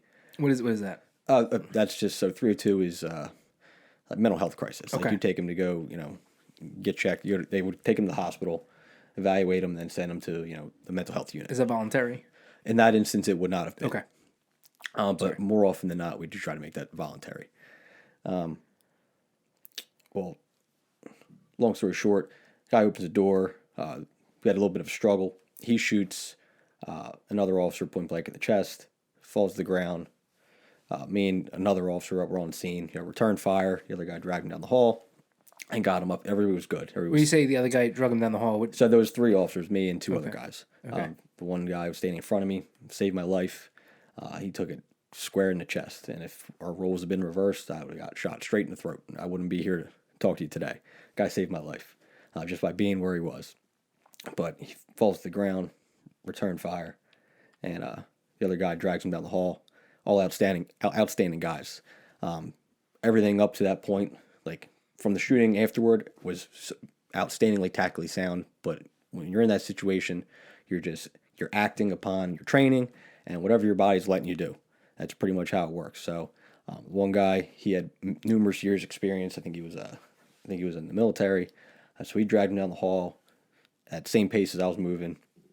And the guy ended up staying inside the hall. He didn't come out and like. So this is inside the Is gentleman's inside home. an apartment complex. Okay. In the basement. But yeah, I stayed down there while they dragged him up the steps, covered the door, waited for ERT to arrive. Eventually, negotiators like got him out, safely. Took him to the hospital. He got shot in the arm, I believe. Was this during the original confrontation? Yeah. Okay. Yeah. And then that was that. But yeah, it was very eye opening because you're sitting there. The radios weren't working. We were in a basement, so obviously shoddy radio service. So no one really knew what was going on like outside of the apartment because they all heard gunshots, and that was it. So which is if you're a cop, that's a terrifying thing to hear if nobody's clicking up on the radio saying that they're fine. So I imagine it's very jarring for a lot of the people outside of the apartment complex too. But yeah, everything I guess worked out for the best in that situation. Everybody made it home alive. I was just gonna say, yeah, how's that off? Oh yeah, assuming he's wearing. He's good. Yeah, he had Okay. a vest. Yeah, outstanding guys. Those guys were. So That's crazy. Mm-hmm. So when you first showed up, you said what kind of knowledge do you have showing up to a place? Like, where was your mentality before the door opened? I took my time getting there, mostly because it wasn't my call. It was somebody else's call, and there was already officers on scene. It came over the radio that he may or may not have a gun. Is that common to hear that? Yes. Okay. So I slowly made my way there. I wasn't in no hurry, just to be a backup officer. That's the whole reason I went over there. Be additional, support, and then things happen the way they happen. So when you show up as a backup officer, like you said, a lot of times you'll show up, things are already like in motion. Mm-hmm. How did you get pulled into being up there? I guess here's what I'm curious about, and I'll just ask my question. You can explain it as you want. I want to know what your mentality was showing up there, because it's the same thing to me of like when I see an officer going up for a traffic stop and he's, hey, I license, and then he's getting shot. Mm-hmm. What's your mentality walking into a situation like that, and how obviously was it instantly like shifted? Yeah, so it was, you get there, you're just apprehensive because they may or may not have a gun, but more in that instance, before everything happened the way it happened, it was more of like, let's just get this guy to the hospital. That's what my mentality was. That's what like the other officers were. Get this guy the help he needed, because the original caller was a friend of his, and he was the one who was worried about his friend. Okay. So he was afraid that the guy was gonna do something kill himself. But yeah, it was ended up happening the way it did. But yeah, you go into that one and just like, let's just get this guy some help. Because obviously, with being a war vet, it's more like you feel bad because the guys, they go through so much. You come back and try to adjust to civilian life is very difficult. So when the situation gets heightened, did your training pop in? Mm-hmm. Was it more like a civilian, like you just reacting the way you think, or is your training like so ingrained that did you notice that in that moment of, I don't want to say action, in that moment of adrenaline? Was your training sufficient enough where it kicked in? It was. Yeah. It was. Yeah. Even with only 2 years on, we had done enough of it that it was, the shot rang out and my gun was out before I knew it. So it was very instinctual to react the way we did. And I count that to all the training. But it was eye opening. It was very eye opening. Especially you look back on it and it's like you always second guess yourself. What could we have done better? What could we have done different? And when you go through a traumatic incident like that, people are always going to second guess you. Like, oh, you should have did this, you should have did that. Like that guy you were just talking about, they put him in that situation and he failed everything. Yeah. People are always going to second guess you, but you got to realize they weren't in that situation. Yeah. Exactly. And they don't understand that either until they're involved in something like that of their own. They won't ever understand. And you can't fault somebody for that. You can't fault somebody for not experiencing something they've never experienced, and having no knowledge on it. So you just got to take it with a grain of salt when you hear that kind of thing. So I've talked a lot about myself, more than usual here. And a lot of it was to try and give a perception of my, where I'm coming from when I'm asking this. All the situations I've talked about, none of them were directed at me. I was in a situation where somebody else was in a confrontation. So for like in your scenario, I'd be like a guy that was outside. I was just witness to. Going through something like that, what follows that? What's life like after that? Like, Did you take some time off? Did you question being an officer? You start thinking, I mean, you're a human being. You get one life. Do you start questioning, is this worth it Well, to do? Like, what goes through your mind as a human being, not as an officer? after that whole incident, I didn't question wanting to be a police officer. That didn't go through my mind. It put things in a little more perspective. Obviously, when you're in the academy, the young kids, when you're in the academy, you're all young, like, oh yeah, go out there running and gunning, and you very quickly, once you're on the job, realize that that's not quite the job all the time, that's not how it works. Not all training day? Yeah, it's not training day. Yeah, it's not, what's that, End of Watch. It's not End of Watch. Dude. Great movie. That movie, I don't want to go totally into a sidetrack, but that movie there's very few movies where I've watched and I can't leave the theater afterwards. That one was so emotionally draining and such a positive like view on officers and like a perspective that I've never thought I needed to see. That changed so much of my mentality. Yeah, I mean that movie was done well to portray the potential conflicts that police do encounter, especially out there in California, in a rough city-like environment where it is more paramilitary-esque and you have to anticipate a little bit more something like that. That movie did a good job of portraying that, and then the bonds that you connect with all the other bonds officers. is what really like the rest of it's like I get they're making a movie like they got it very dramatized a little bit, but at the core of it, it's pretty accurate. Like that. If you take Hollywood away from the whole thing, it's very, very close. So you feel that was very realistic as far as relationships go with your partner? Yeah. So in Pennsylvania, I don't know of any departments that ride two to a car, but you have your squad. Oh, really? I would. Okay. Yeah, I guess. Okay. Yeah. Anyway. Well, it's just mostly because I don't say mostly, but it's just not economically feasible. You know, to have two guys in a car. If you have one guy per car, you can cover more area. Also, like there aren't really many places in Pennsylvania aside from like Philadelphia. I think Philadelphia might ride two to a car, possibly, but where that's needed, where you always need to have somebody there with you at all times because it's that dangerous. A lot of places in Pennsylvania aren't really like that. How far apart are you from a partner? Minutes wise, do they like when you're out there patrolling? Are you just driving randomly, or do you have a patrol route that you keep circling through? And is there anything in there that's designed to keep it so that if something does go down, you're within a time frame of another individual or in like a mile range of another individual officer? So some places do sectored policing, like in a bigger spread out area. Like, all right, these two guys are going to take this half of town. These two guys are going to take this half of town. And they'll kind of split it up evenly. Where I'm at currently, we don't do that. We just kind of go wherever you really want to go. And naturally, you'll kind of tend to be in the places that are a little more, your more rougher area of town where you're more likely to find some kind of, crime happening or something like that, where you can do maybe a little interdiction work, things like that. That's just kind of how it's the tendencies of officers. Like you're stick to the areas that need policing, and like the other areas don't need quite policing. You try to hit all the streets in a day, like because I like to make it a point to try to hit all the streets in a day because taxpayers pay for it. They deserve to actually see you. That's the way I see it. I'm so glad you said that. Like back in the day, I used to hate when they went around my street. Now, as an adult who isn't, afraid of being arrested, has no reason to be. Mm-hmm. Every time I see an officer coming down my street, I love to wave. If I have a moment, I love to walk up to the curb and pull over. I get to know them, and I'm so happy every time they roll up my street. Yeah, like it's a part of just being a suburban cop is that you want to get to know the people you're charged with protecting. So I like hitting all the streets, even the ones that like. There's no crime going on. It's just like regular old development. Wave to people, say hi. Get to know them. But then you do all that. You also got to try to find some crime. There's people out there with ill intent, and make sure they aren't going to be harming any of the other residents or yourself or anything like that. So it's a matter of you got to try to allocate your time efficiently, and make sure you're productive.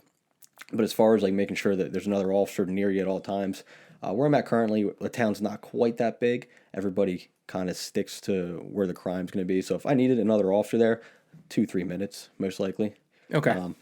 And I mean, it's a little more spread out where I'm at now, but like in Delaware County, if I need another officer in Delaware County, 30 seconds. Wow. Yeah. That's incredible. Mm-hmm. That's as an officer, or thinking as an officer, like having somebody that close, that's really good. Yeah, 30 seconds to a minute. I'd say like if you're struggling and you're fighting with a guy, you call for cars, chances are there's somebody close enough by, like in a neighbor department, that can get there really quick. That's awesome. Yeah. Now, when you said you'd hang out in like the rougher spots, is that?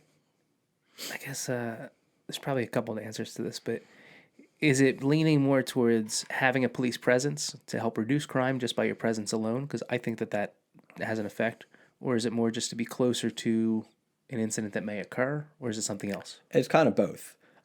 In my mind, more police presence will deter crime, in my mind. I think there's a couple studies out there that prove that isn't the case, but I don't believe it. As simple as that. Do you know their arguments on that? Saying when I was in the academy, they showed us a study where, I forget where it was, they did this like flood of officer activity and to see if it deterred crime. They did a couple weeks of just having like 2 guys in a certain area and then measured, the call volume and crime that was found. And then they did a couple weeks where they had like literally a cop on every corner and crime didn't change.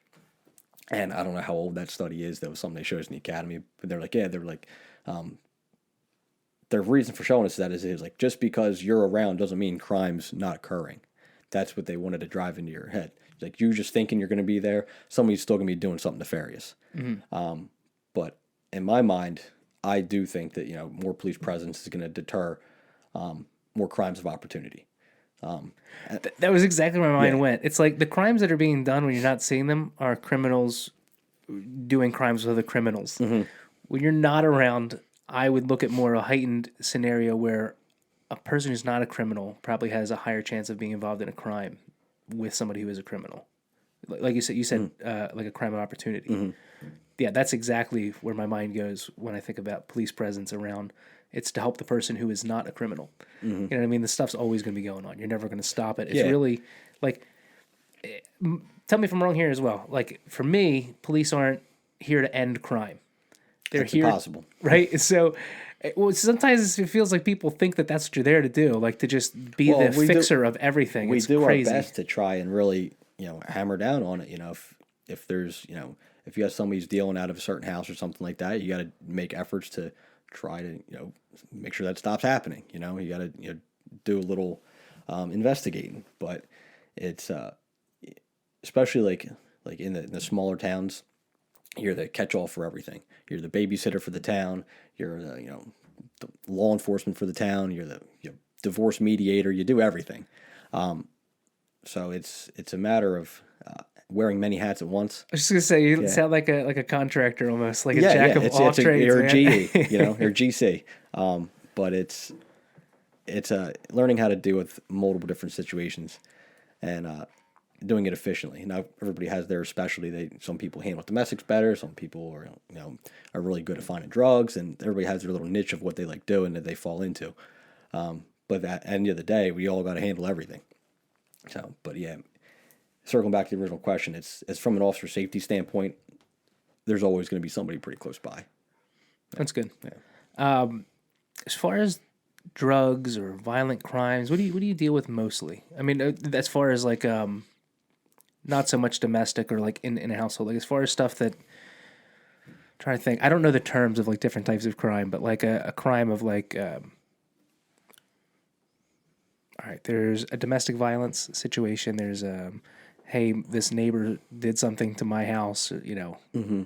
And then there's, hey, I was walking on the street, I got robbed, I got carjacked, I got sucker punched by this person I don't know. Like, how often are you finding where somebody who is just a criminal and is out there affecting somebody who is not? Like, how often are you facing things like that? It's definitely... And is it different? Like, do you handle those situations? Like, how's that different for you? It's, so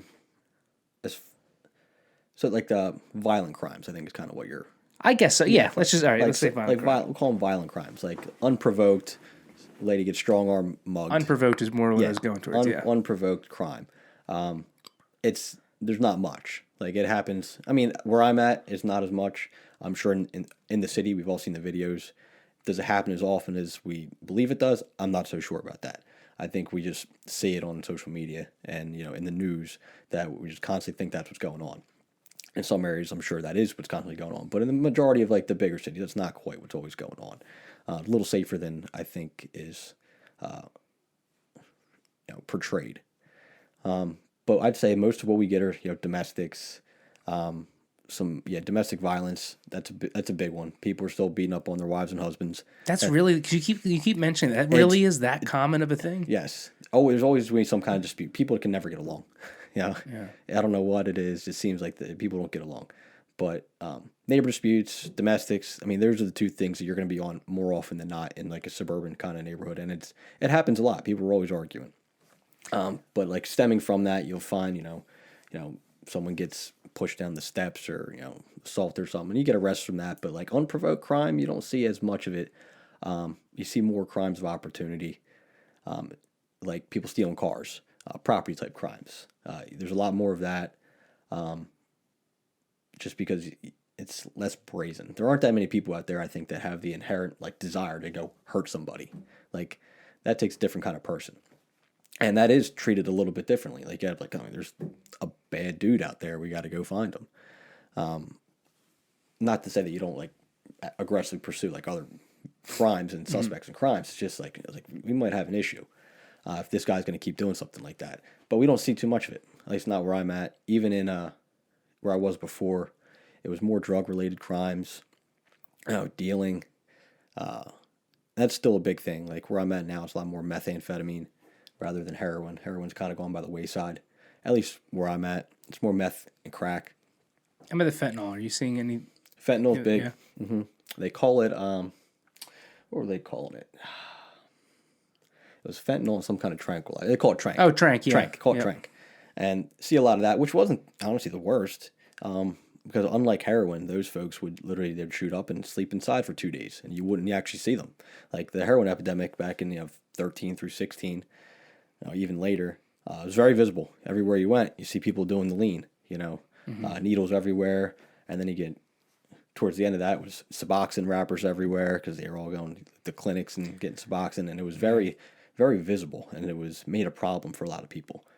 Yeah, that one violent area I talked about living in, there was a lot of crime. And we were 1 block away from a clinic. Like it was at the end of the street. And you'd see everybody lining up. And it's like, I never had a problem with them. But it's like, man, I know that's bringing crap in my neighborhood. Like, I know it is. Yeah. Because these people aren't all just hopping on a bus and leaving. Like, this is their neighborhood. Yeah. So it's very, policing has changed kind of in a way, I think for the better. Most departments now have body camera footage, which is outstanding. I love the body cameras. Do you get a body camera issued, or do you have to purchase that yourself? No, I've heard different from different officers. It might be worked differently in different departments, but we're issued one. You sign one out. And we have where I'm at now, we have the in-car cameras too, which is really cool. You get a different perspective.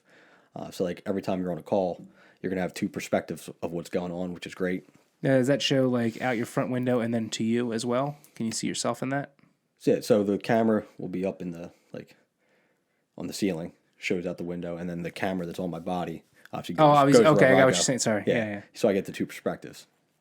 And they're great because like people always say it's always like honestly, I don't know how we did this job before cameras because it's always he said, she said thing. And I go back to it and I'm like, man, these things are really great. Like they save your ass all the time because like, oh, he said this, he did that, and it's like, oh, let's go watch the camera. Like, and like I've heard of like chiefs and like sergeants, like people make a complaint to the department about so and so officers. I'm like, and they'll review the body camera footage or something like that, and like, all right, that happened. Come on in, make a complaint, and we'll show them the body camera footage, and like, are you sure you want to make that complaint?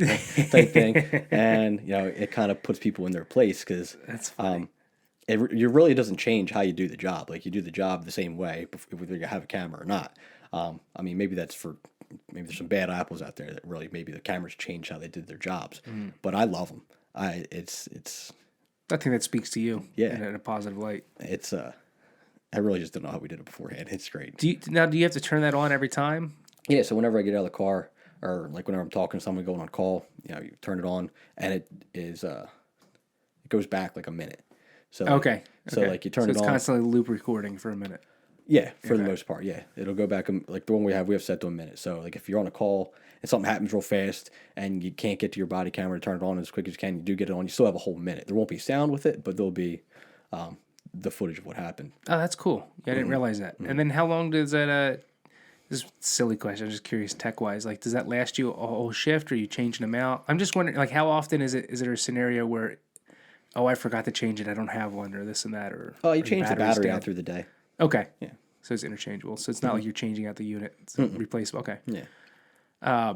So that gets used a lot, I'd imagine. I see that in, just going back to YouTube, I see a lot of times where it's two individuals get in a car accident, and it's like, someone will say, well, you did this. And it's like, well, I got it on camera. Yeah. The in-car cameras are cool. In fact, I used to drive a trash truck, and as a police commissioner, I don't want to say where he's from, just because it was a bad day. I don't know who he's really like. But anyway, I was parked up, where Rebel Indian Smoke Shop is up the street?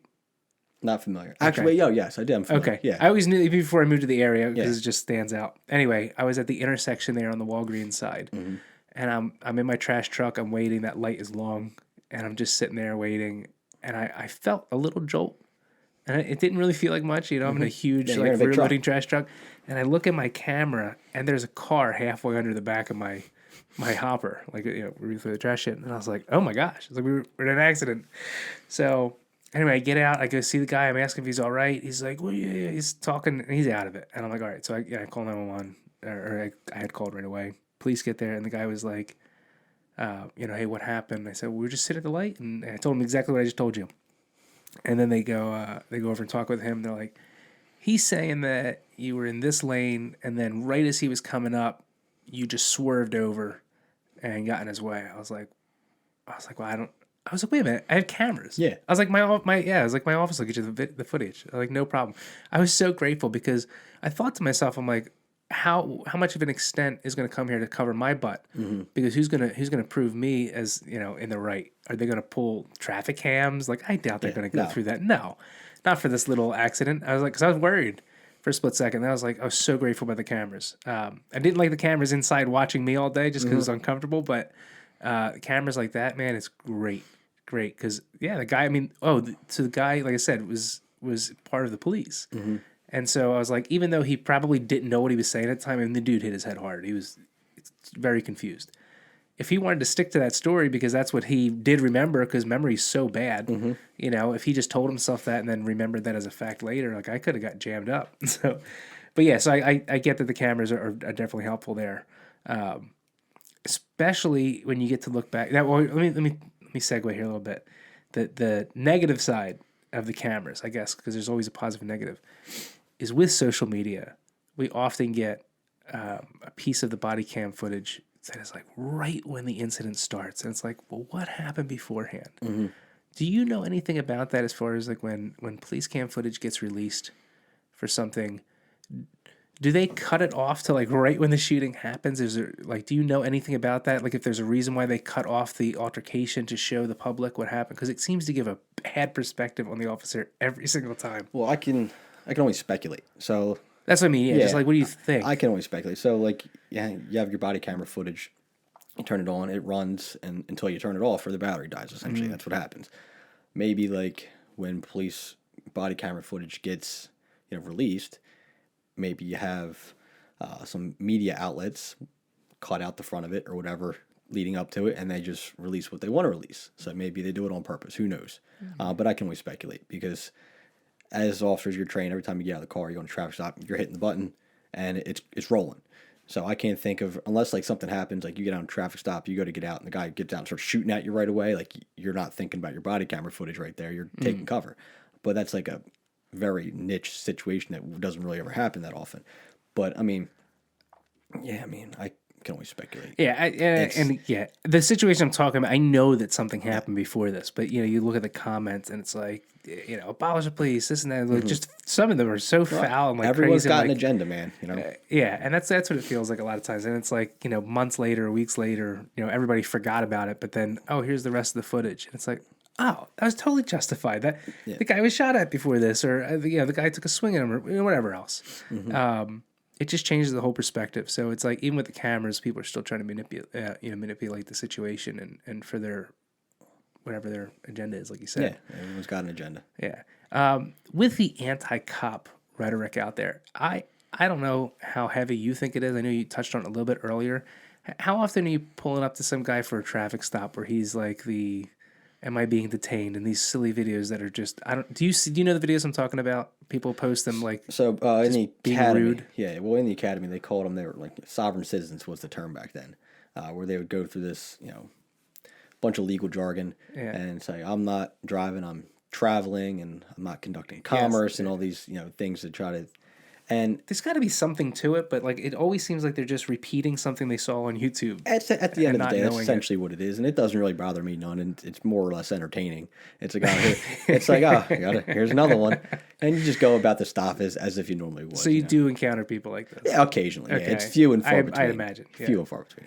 It's funny that, like, I remember when I first started watching these, I felt so empowered. And I remember I got pulled over one time, and what happened? It was for a seatbelt violation. And I was like, I'm trying to remember all the things I had, and I had this app for, like, start recording, and I hit the button. The guy comes up, and I roll the window down a tiny little bit, and he goes, "Can you roll the window down?" I was like, it's rolled down enough. And I hand him my stuff, and this was the only time I ever felt like this, like to have this interaction. And the guy was just like, "Yeah, no problem, man." And I felt like the asshole immediately because I was ready for him to come in there and start berating you and berate me, Yeah. and do you have to roll on the window and this and that. And I was like ready for my next line. I didn't think of it like that, but like looking back, like that's what I was doing. And it's like, this is stupid. Like, this is so stupid. Like, the guy was nice. I rolled down my window, and I even had a conversation where I was like, I'm sorry, dude. And he laughed at me. And I was like, I don't even know what I was thinking. I thought this was going to be something it wasn't. And like, I'm just sorry. Mm-hmm. And he ended up being a really cool guy and let me off for it. But I was like, man, like, I don't know.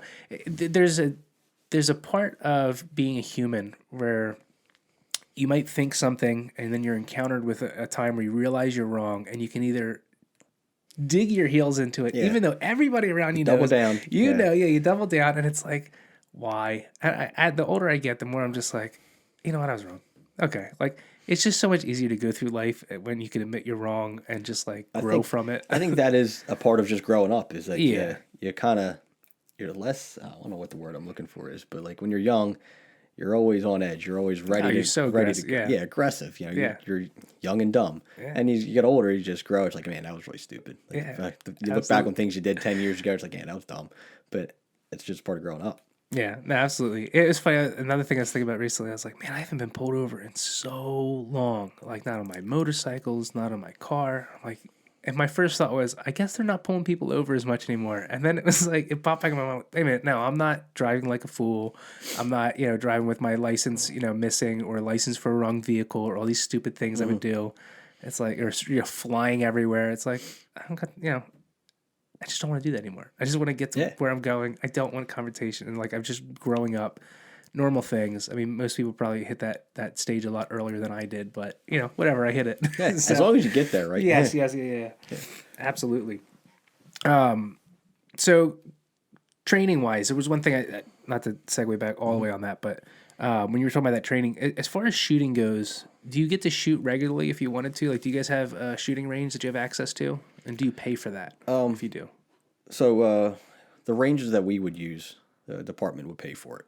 But like to just go there on your own free time, usually the range is so booked up and overscheduled that like you wouldn't be able to just go in and say, "Hey, I want to shoot today." So you would go to your local range. Like I would go to like Target Master or Target Shooting Solutions or something. That's like right. that. I love Target Master. Yeah. So you would go somewhere like that, or if you got property somewhere, you go up the mountains. You spend a whole weekend shooting or something like that. Go out to French Creek.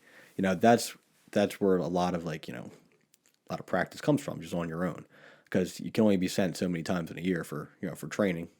Yeah, it's costly. Ammo's expensive. You got to pay the officers to go. You got to pay for the time slot for whatever training facility you're using. It adds up. And if you're training, if you're going all day, you're going to run through 500, 600, 700 rounds of ammunition per officer. So it's a little cost prohibitive. So a lot of the shooting that I do is on my own. But I would say we get enough. I mean, I would say enough. Like, we get a lot of training. So I'm not lacking for it from the department standards, and most departments are like that. They provide ample training.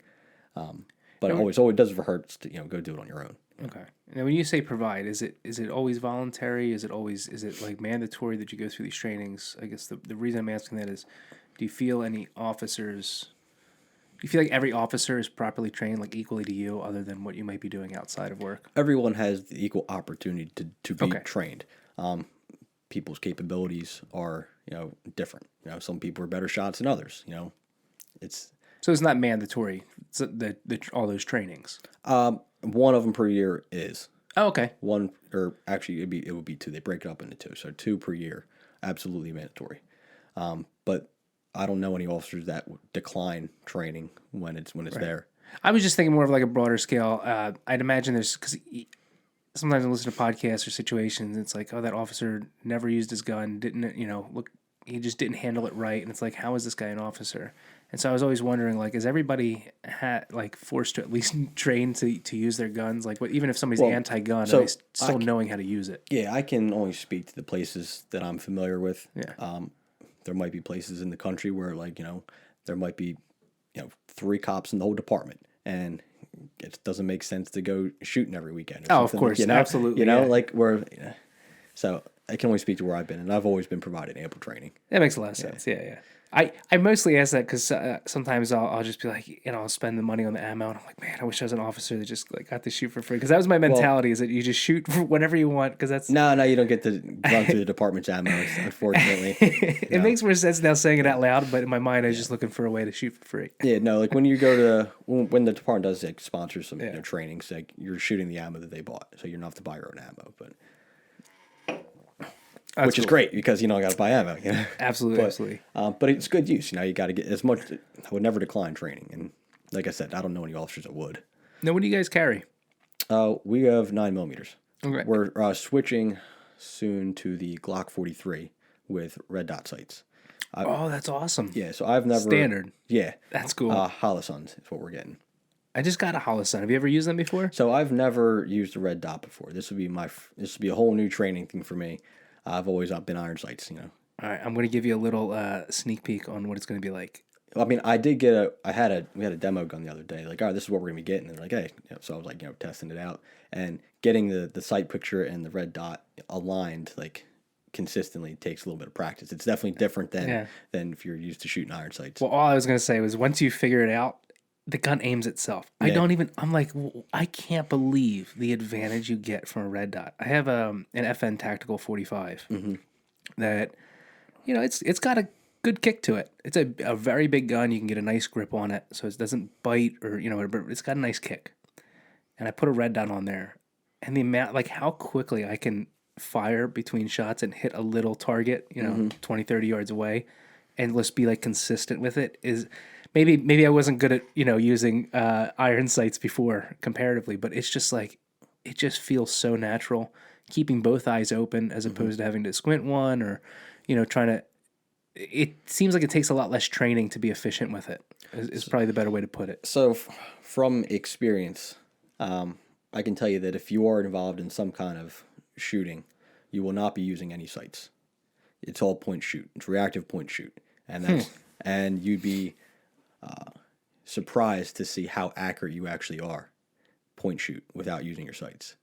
Really? Yes, because in the heat of the moment, you're not sitting there closing an eye, eyeing up your front sight solid and fuzzy target. You're not doing that. It's all point shoot because if you're using your gun, your life is on the line. Yeah.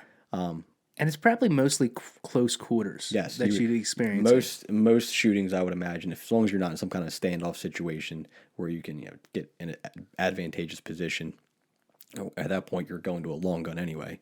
It's going to be pretty close quarters. Like you're probably not shooting anybody with your handgun at 20 yards. It's unlikely. Now, 10 yards, 7 yards, probably 3 yards, more likely. Yeah, I guess when I'm at the range, it doesn't seem that far, but when it's like a true life and death, you want the absolute like maximum amount of efficiency. Like you want a long rifle or shotgun or something at any distance that you could possibly miss. It's an interesting thing, though. My mind's just wrapping that up. But you're right. Yeah, why would you have time to do that? You're reacting so quickly. You're probably just reacting to like whatever your training was. Yeah, maybe the red dot sights will be different. I'm very interested to see. Like I would like that training I mentioned earlier with like it was all like live sim. Mm-hmm. I'd be interested to do that with the red dots to see if that changes anything. But yeah, from situation I was in, and even doing that simulated training, it's all point shoot. You're not eyeing up any front sights and rear sights. And I think, and I've spoken with several people who've been involved in shootings like that before. They said the same thing. There's like, yeah, you don't have time to do that. And I was like, a lot of people don't understand that. Like when you're reacting like that, it's all point shoot with a handgun situation. With a rifle's a little bit different. But in that instance, if you have a rifle out, you already know what you're getting into, and you're going to take the time to get a good sight picture. It makes a lot of sense. Do you guys is it all the same model that you guys carry? Yeah, in your position at least. The reason for that is, let's say, God forbid, you are in some kind of gunfight, and you run out of ammo, somebody can toss you a mag. That makes a lot of sense too.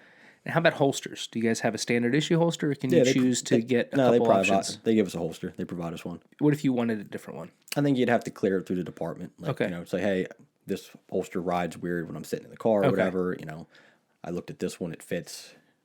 How do you guys like it? And it would have to get cleared through administration, most likely. Okay. And then I don't know if you can even give. I don't want to be prying too much info from you, but like, is it? I forget the term. It's like a 4-point holster. Is it a holster that's just snap and you pull up, or do you have to twist it in a certain way to release? So like a level 3 or level 4 retention holster. Yes. Yeah. A lot of them are. I mean, I've dealt with several different holsters. A lot of them have the hood, obviously, that goes over. So you have a button that sends it forward, and some of the ones you have to push it in and like cock it forward a little to pull it out. That's a 4-point, right? Yeah. So if you have to, for whatever reason, you're in a scuffle and the button gets pressed, your gun's just not going to fly out. Yes. Yeah. So you got to. It's a conscious effort to actually pull it out. Okay. And the more training you do, the more natural it feels. It's muscle memory. So I've talked to a couple officers about that, just like in Philly, because they carried all different things. So I'd always love to talk to them about it, and I never knew if that was like an odd thing. I wasn't trying to. I was just like, they're not guns. Standardized up there. I would definitely see different guns. Really? Yeah. Interesting. I don't know if they were all just patrol cops. I think they had a choice of a couple things. I could be wrong now, but I know I would see different things. And then, like, some guys would have SIG, some guys would have a Glock. Yeah, it seems pretty interesting to me. I would have thought it'd be all uniform. So and correct me if I'm wrong, but I mean that's what I've been told. So, and like with actually talking to somebody on the street. But the reason I brought that up, I watched an interesting video about why the police started pulling away from revolvers versus semi-automatic. Do you know why? Or what would be your thought? I mean, magazine capacity. That'd be my first one. That's what I thought. Yeah. What would be another thing? And this isn't a gotcha. I was just really surprised. I would say reloading it with a speed loader would suck. That never seemed to be like an efficient process. I've never used one outside of Call of Duty. Yeah. So, but yeah, it still seems like a lot. I don't know. Maybe it's cheaper. I don't know. Well, you know what? I could see some officers not being able to pull the double action because there's too much weight behind it on a summer revolver. I could efficiently do that. Like that could be something I could see a reason to switch over to. So that'd be at the bottom of my list, though. Yeah. So there was a study done, where they had people who didn't have experience with guns, just cartoons, movies. That's all they had, right? People who didn't shoot, and they would lay the gun down in front of them, like I presume covered, and they would time how quickly that person can, like when they say go, grab that gun and fire it. Okay. And they went through all different calibers, all different guns, and there was one defining factor that was massively different in the time that the person was able to pick it up and shoot it, and it was whether it was a revolver or semi-automatic. And I imagine the semi-auto was quicker. No. Really? No. It was like a third, like a fraction of the time that they were able to shoot the revolver. It's because you just pick it up and pull the trigger. Most of them don't have safeties, things like it's just you pick up and pull the trigger. So it was like this. The idea behind it was if your gun is pulled from you within like a fraction of a second, the person can get their hand on the grip and fire it at you. Okay.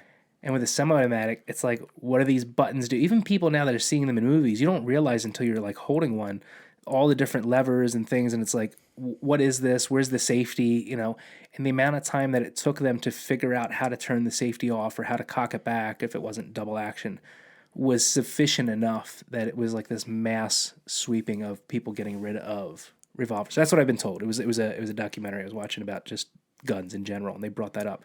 And I thought that was really wild to think about. Yes, I think it was Not where my mind would have went. I feel like the magazine capacity would have been the number one factor. Right? Yeah. Yeah. But it was how quick somebody unknowing how to use the gun can pull the trigger. That's interesting. I'm sure it was like not the only thing, but that was a huge factor in switching over. I thought that was pretty cool. Just learned something new today. Yeah, right? Snub noses are fun. Or not snub noses. Revolvers are fun. They're good. But I remember just as a kid watching like old cop movies and just thinking it was so odd to see a cop wanting to have that. And it just felt like an old school way to have it. Shooting a lot, more. I understand, like, I never had a jam or a misfire with any revolver ever. And I've had plenty with my guns. Yeah. But they're usually because I didn't clean it, or especially with 22s, they get gummed up pretty quick. It was almost always user error. Almost. Mm-hmm. And I always assumed it was because of something like that. Like just this is what I've had my whole life, and it, never had an issue with it, and you stick to it, and you got to kind of respect that. As someone who needs it for their life as opposed to a target, piece of paper they're shooting at. But anyway, we've talked a lot about guns. I don't want to make this whole thing about that. How about the other side of police work? You talked about a lot about the domestic disturbances and things like that you're called to. I have been on the other end of that as well. Mm-hmm. Not as an adult, but as a child. As a kid, there was a lot of officers in my life. I couldn't tell you a single one of their names. It was like a revolving door sometimes of just people that I just would have experiences with, and so many of them were really good influences and put a really big impact on my life within just the little encounter I had with them. Whether it was me being talked to on the side while a situation was happening near me, and just that moment of an officer just, I don't want to say being a dad, but like being a man and a positive figure as best as they can within this like 20-minute encounter. Or like, picking me up and taking me to school so they could talk to me for like 20 minutes and, getting to sit in the back of the patrol car and, knowing that would be, a cool thing to pull up in front of the school. Like, oh, why were you in the cop car? Isn't that? But the other side of the story that I never told anybody was that officer, in that case, had done that a few times, really cared. He was there for a situation and really cared about me. And I don't know if he was even allowed to do this, but yeah, every once in a while he'd pick me up and we would just talk on the way to school. And I loved that man so much. He was such a good role model, and always just encouraging. But it's kind of like sometimes it's just better to say less. It wasn't like the guy was involved in every aspect of my life. Like, I don't even know if my parents know this. It was just being there, being consistent, and just caring. Do you get opportunities like that? Not so much to that extent of that what that guy did, but those moments where you get to maybe see a kid who's terrified. Terrified. Like confused, terrified. Especially if you could be the bad person in their eyes. If you end up locking up one of the mom or dad or something. Oh, I like didn't that. think about that. You're the bad guy. But in every instance where you're dealing with a kid, you're very impressionable. And it's your job. Like I would almost call it an obligation to make sure you leave a positive impact on that kid. Like no matter what the situation is, you got to enforce that you're not there to be the bad guy. You're here, always going to be there to help. Like first and foremost, you're there to help. And things can escalate or de-escalate from there. But if you can, each kid you come across, if you can have a good impact on that kid, chances are, that kid is going to have a better impression of police when he grows up. If you can, like that guy that would take you to school, I'm sure up until your rebellious years you thought very highly of police. I'll tell you what, no matter how much I was on the criminal end of things, I couldn't hate officers. I just always I'd have people around me that had just such disdain for them, and I think it was because of people like him that I never hated them. I never. If I said that they were the enemy or felt that way, it was really just like I felt like I just had to steer clear of them, if anything, because I didn't want to get jammed up. But I never felt like I ever wanted to hurt somebody that was in that position. Like I would hear the way some people talked, and I think I always go back to the guys that were there and set positive influences on me as a kid that stopped me from ever reaching that level. It like I could never cross the line of that person's not a human once he puts the badge on. For example, like if that person was never in your life, never had gave you the impression he was always there to help, where would you be today? It could be different. Would you have gone down that road that you can't come back from? So whenever I'm dealing with these kids, we have a unit out where I'm at where the kids the troubled kids all go there, You said a unit? What is it? It's like a. We're not talking about like detention center or anything, It's right? not a detention center. It's just like an alternate like teaching facility. Like it's like for the entire county. So like kids that have behavioral issues go there, and Okay. they so we're there pretty frequently. But a lot of these kids like they need some kind of positive figure in their life, and they don't have it. And I think that's why a lot of these kids end up going down the road that they go down. These behavioral issues, getting into crime and whatnot. But if you can get them young, like if you're like on a call on a domestic or on a traffic stop and there's some kids in the back seat, obviously they're going to be confused and scared. But smile, wave, say hi. Make them feel that you're not there to cause any harm. Try to leave some kind of positive impact on them, and that goes a long way. You might change that person's life. Yeah, I remember I lived in Audubon Park for a little while too. It's a place over in Jersey, real little community. It's like a mile around, and living there, like you knew all the cops, all of them. And I don't know if there's programs like this anymore, or if it happens as much anymore. But like I remember this one, well, before I get into the program, but there was like a couple officers that they'd come around. They'd always stop and hang out with the kids. They'd get out if we were at the park. They'd throw a football to us. They'd play baseball with. I mean, like, and I don't know what. I don't know what their job was like if they had that free time or if that's what they went there for, or if it's just in between calls and they just saw a group of kids and they wanted to put that positive influence, but it worked. I loved it. I've done that. And they I've were gotten out always and thrown the good. ball Like, with kids before. that meant the world to me. And the first time you do it, people are like, they're happy. They can't believe the cops out there, Yeah. playing with the kids. But like, Then you get to know them. Going forward, they're not going to shy away from you. Yeah. If they have questions or they need something, they're going to be more apt to ask you. If they need help, they're not going to run the other way. They're going to run to you. Yeah. And you get to know the kids, especially if you plan on being there for a long time. You're going to see these kids grow up. Hopefully, you can have a good enough impact on them that you're not dealing with them in the future. So I'm curious if they do this. This, I thought, looking back, this is one of the most positive things I ever saw as far as interaction with children and police, is that the police in Mount Ephraim, even though I had a problem later in my life in Mount Ephraim, that was the Wawa thing. When I was a kid, they had this program where every officer, I believe every officer, had a trading card. And at that age, I had collected my baseball cards and this and that. But then it became a thing where if you collected all of the cards from the officers, you then got to turn them in or show them to the police station, and I forget what you got. You got something. And it was good enough that it was worth it. So I had never really talked to officers at that time, but then it was like every time you see an officer, you're like on your bike, like, wait up. Can I get your card? And you're collecting them and trading them and this and that. And it sounds silly, but like it was just like how kids are with Pokemon cards. But it was like it had their stats and their years of service and this and that and the picture. And looking back as an adult, man, I would love to see that in my neighborhood. Even my son is 5 years old. I see him looking at Pokemon cards and doing nothing for him. I would love for our officers to have a program like that. So is that something you guys have, or have you ever heard of that? Yeah, no, I absolutely know what you're talking about. I've never heard of it explained as in a program. I always thought it was like. I only say that because of the collecting them, because they brought it to our school and told all the students during like an assembly. Yeah, no, where I'm at now, some of the older guys that are like closer to retirement age, they have those cards, like they still have them. And I saw one the other day and I was like, oh, that's hysterical. People still do that. But I've never had a card for me. Like, I think it'd be funny. I think it'd be cool. Yeah. Bring them back. They're always so corny, and that's what I like about them. It's like they're always in some like weird cop pose or like behind the car, and it's like it's just real corny looking, but like it's funny. Like if you're giving them out to kids and they're collecting them and whatnot, and you had a program like if you get so many, I mean it's not a bad idea at all. Like, no. I think it would definitely improve community relations for sure. Well, that's the point. It was like I wasn't even anti-cop at that point, but a cop still was scary to me. Like there was a little, a cop carries himself differently than a person. Like, when they're in the uniform. At least that's my experience. And I don't mean that as a negative way, but any cop I've ever approached, even just to say hi, they're on guard. They're ready. Like, they're not doing the easiest job. And I get that.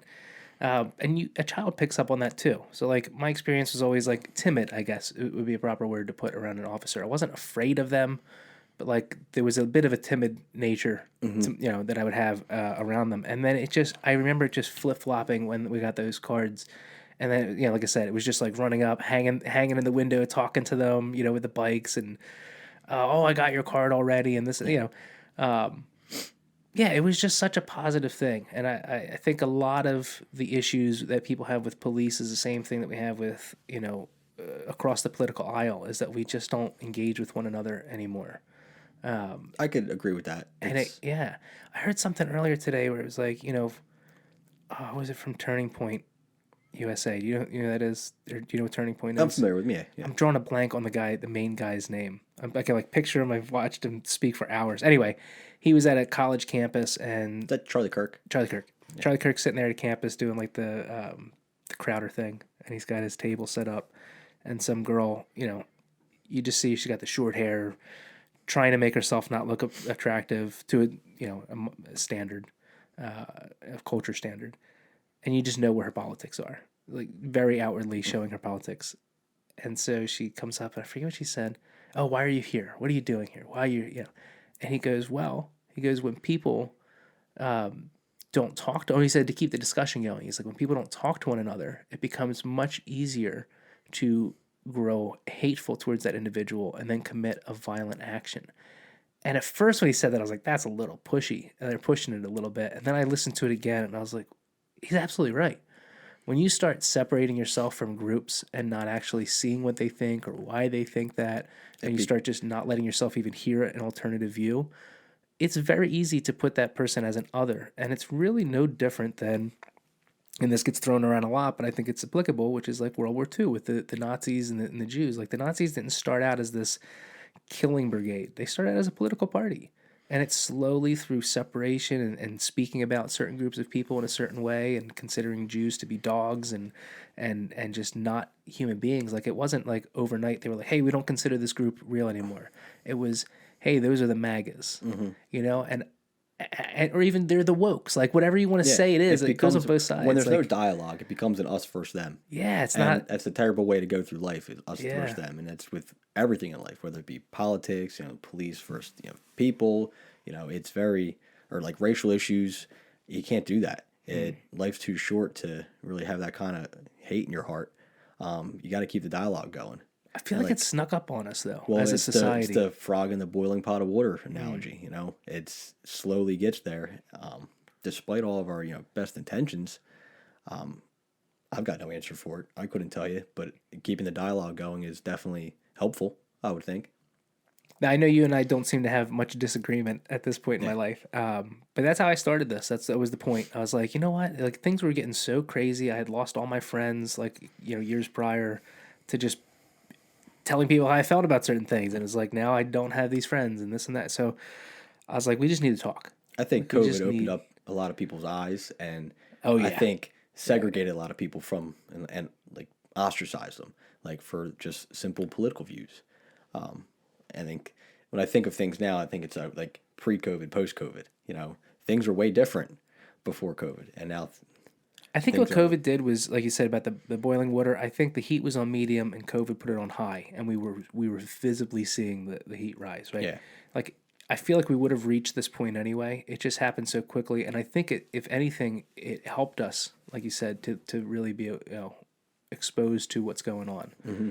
Some people took that and became hermits, and others took it and said, hey, what's going on here is crazy. We need to talk, So there's like two different ways to handle it.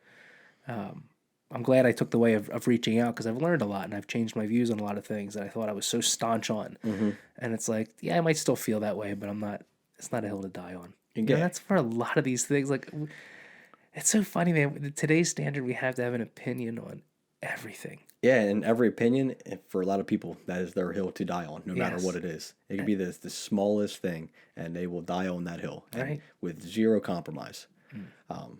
And I try not to be like that. It's there are things I'm pretty adamant on, but like I'm willing to hear a lot of different opinions. Like I want to learn about other people. Why do you think like this? Why is this your opinion? It can only make you better. By hearing other people's opinions, you're not going to become a worse human being. If anything, you're going to, be a little more receptive to, different ideologies. Yeah, I just don't know when we all became such scholarly, intelligent individuals that just knew everything, right? Like it's just everybody on the internet knows everything. absolutely. Oh man, it's so like there was something yeah, fake news is a big conversation now. I have a Twitter account I just opened up. I had it for years, but it was for tracking Bitcoin and cryptos, and I switched it over to the podcast. And I posted something. This was when Tucker Carlson had his interview with Vladimir Putin. And I still have not watched that, by the way, but it was on my list. I take the highlights. Yeah, highlights. Yeah. It's an incredible thing. I don't want to dismiss what he did. Like, it's an incredible thing, whether you look at it positively or negatively. It's just an incredible thing that took place historically and just, in today's, especially in light of the war right now. But I would watch the highlights. Okay. It's very long. Vladimir Putin gives you, unless you're really into I did see Russian some history. Memes. He was talking about Russian history. I did see some memes. I was like, what is that all about? He brought it back. Like, I say I rant on here a lot, and I listen back. I'm like, I wasn't ranting. That was a rant. He went on a very long history lesson to bring back one point. And it was a good point, but, like, could have been summed up. But it was like a half hour of a 2 hour. Really? 2 hour. Yeah. So, anyway, but it was interesting to see. But when it first was coming out, like, there was, all right, the Kremlin announced that it had taken place. Tucker announced that it had taken place. We're just waiting for it to drop. So I'm like, every couple hours, I'm looking for the interview to see if it's released yet. And something did happen where I was always typing in Tucker Carlson, Vladimir Putin interview, and then see what would pop up, to see if any clips popped up. And then right before it got released, I typed in Tucker Carlson V, and all the suggestions, as soon as I type in T for Tucker, Google had a million suggestions of like what to type in, and it started getting more specific as you type. Like, we all know that, right? The suggested. As soon as I spaced after Carlson and put V, every suggestion disappeared. But there were suggestions that began with a V, so I was like, "That's weird." I took it as suppression. Yeah. So I screen recorded me doing this, and I uploaded it to Twitter or X. And I didn't think much of it. I just thought, we're so used to knowing that suppression exists. It happens. They've been caught. That's what it is. I was wrong in this scenario. It turns out if I typed in Carmen Vasaturo, it would give me a bunch of things. And as soon as I hit space and V, like, there was a thing where once you put in a name and space, it didn't always work. So maybe it wasn't working before, I was mistaken. Anyway, I made a mistake. I posted the video. I was spreading fake news to like, no followers because I just got it, right? But this one guy, I ended up removing it because I was just downhearted by the conversation with this guy. I was like, this went nowhere. I don't want anybody to even read this and see this hatred. Like, but this guy came out and he's like, this is fake news, this and that. And I was like, what are you talking about? Like, I was genuinely curious. Like, what are you talking about? It's pretty cut and dry. I just showed you there's a video, a screenshot or screen sharing of my phone. And he goes, well, type this in. So I typed it in and it was the same response. And I was like, or same reaction to the search engine. And I was like, wow. I was like, all right, you're right, but like, don't you think you could have just said it to me? Like, why are you so angry, dude? Like, and man, did I set off a firecracker because I'm not angry, you're angry, this and that. And I'm like, this is the stupidest conversation I've ever had. Like, but the point I brought that all up is it's so easy. It was two things. It's so easy to spread disinformation. We're all guilty of it to some degree. I'm sure everything I've said here today, I'm sure I've said some things that are not correct. Just because I'm basing them off of videos and things I've heard from other people, and we're taking people at their, at their word. But the anger that was brought up in this man over this thing, and maybe I can, he can explain it in a way that I would say, all right, maybe that made some sense, but it just didn't feel like the necessary reaction. It felt like bringing a gun to a knife fight or to a fist fight, and it just seems to be where a lot of people are today. And we used to be able to yell at each other on the keyboard and then differentiate how it is in real life. And it seems like those lines are blurring. A little bit, yeah. And the way the animosity is online is starting to trickle over into real life. And that's scary. I haven't seen it quite like that in my personal life. I'm basing that off of the internet and like the way the world's going as far as news is showing us. Yeah. So. Being in the podcast space, I'm sure you've experienced it a little more than me. I don't spend too much time online anymore. I think it's just probably a good idea. Counterproductive to a happy life. Yeah. But like you go back to like the whole typing it in. We're so conditioned to think we're being censored, that was the first thought. Like, Yeah. I'm being, and And it was silly. I would think the same thing. It is silly, but like, oh, they're back at it again. Big Brother's, censoring us, type thing. But I would have thought the same thing. Yeah. And I also deleted it because it was wrong. That was the other thing. Yeah. But yeah, it's just, it's hard to know what's real and what's not anymore. And I'm not going to go down this route. I promise you, everybody listening, I could talk for hours about AI. I'm obsessed with it. I was just about to say, with AI, who knows what's going to be real? But really, like, there is something, I'll leave it at this. There's something that's coming, and it's going to create a lot more disinformation. I feel like we've just hit the tip of the iceberg, and we're as a society going to have to do something to change the direction we're going, because this is not going to help at all. It's going to heighten the situation tenfolds to 100-folds. And it's election season. Yeah. It's going to be interesting. I don't know how we got to this, but with talking about the kids and the youth, that's right, we were talking about the cards.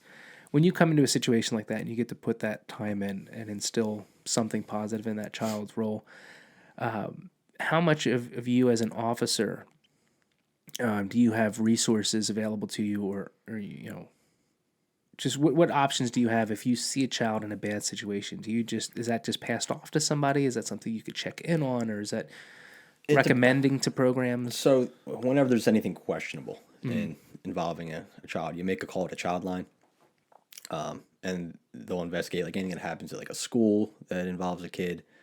Gets sent to Child Line, and Child Line has a whole host of investigators that will investigate the situation.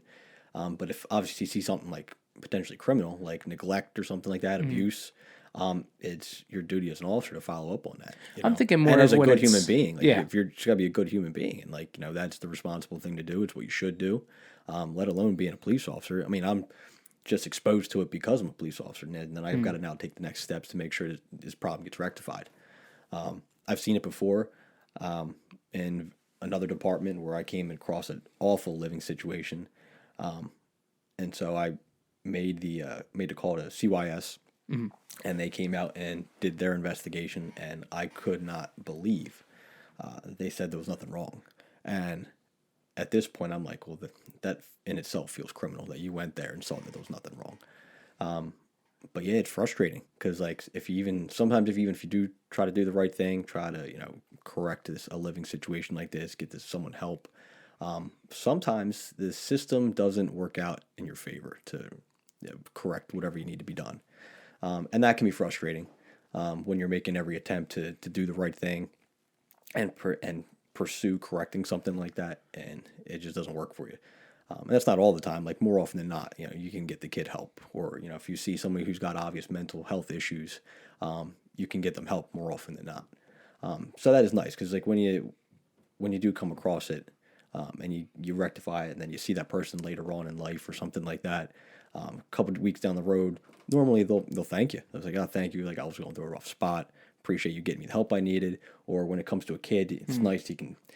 Let's say they get rehomed or something like that. It would please me nothing better than to see them living an outstanding life that's full of love and have every available resource for them to live a good life. You take them out of a bad situation like that. That would probably be the ultimate satisfaction in the job. You change a kid's life that much. But there was one instance where I got real frustrated, where it just didn't pan out, and I don't know whatever happened with the family. It was not a good living situation at all. I don't really want to elaborate on it. It probably would make most of the listeners here disgusted. It's probably one of the worst things I've ever encountered. But yeah, in that instance, COIS kind of dropped the ball on that, and I didn't have too much ammo to go with. Once they gave their signature of approval, they said there's nothing wrong. They're supposed to be the experts on this kind of thing. I was like, well, I couldn't even legally pursue it because the only evidence I had, aside from like me being there, was COIS saying that the house was fine and the living conditions were fine. So that was really frustrating. But more often than not, you can get the kids help if need be. I actually had, a rare opportunity to let me shorten the story up a bit, but the police were always at my house, or felt like that. Looking back, probably not, but it's a lot more than they should have been. For me, I was just a troubled young kid, a lot of rage, a lot of anger, drug abuse issues from a very early age that a lot of it wasn't even known to my parents. And needless to say, I got arrested several times, and one time it was 3 times in one day. And the last time, and I was just angry at the police. I'm in my backyard the last time, and my mom thought I ran away, so she called the police. And here I was trying to get away from the family, and I didn't have anywhere to go, so I was out on a beach chair in my yard, blasting 50 Cent's The Massacre, getting all ready to be a gangster. And next thing I know, there's police walking through my yard, and I'm like, obviously I'm listening to gangster rap. I'm like, what are you doing? What is that? I haven't gone anywhere, And I was so angry. You know what? I said I had hatred for everybody in that situation. I was so mad. And I was mostly mad because I didn't actually run away, but I was irate, and I was a crazy kid at that point, and I was old enough to do some damage. I was turning into a man and not handling myself as a man. I was handling myself as a boy in a growing man's body. So I get it now looking back, but at the time I was furious. I go to jail, and I'm not getting picked up. I'm not allowed to get picked up at this point. Now the charges aren't from my parents. The charges are from I don't know how this works, but it wasn't from my parents. Like, the police had me there. It wasn't my mom's choice at this point.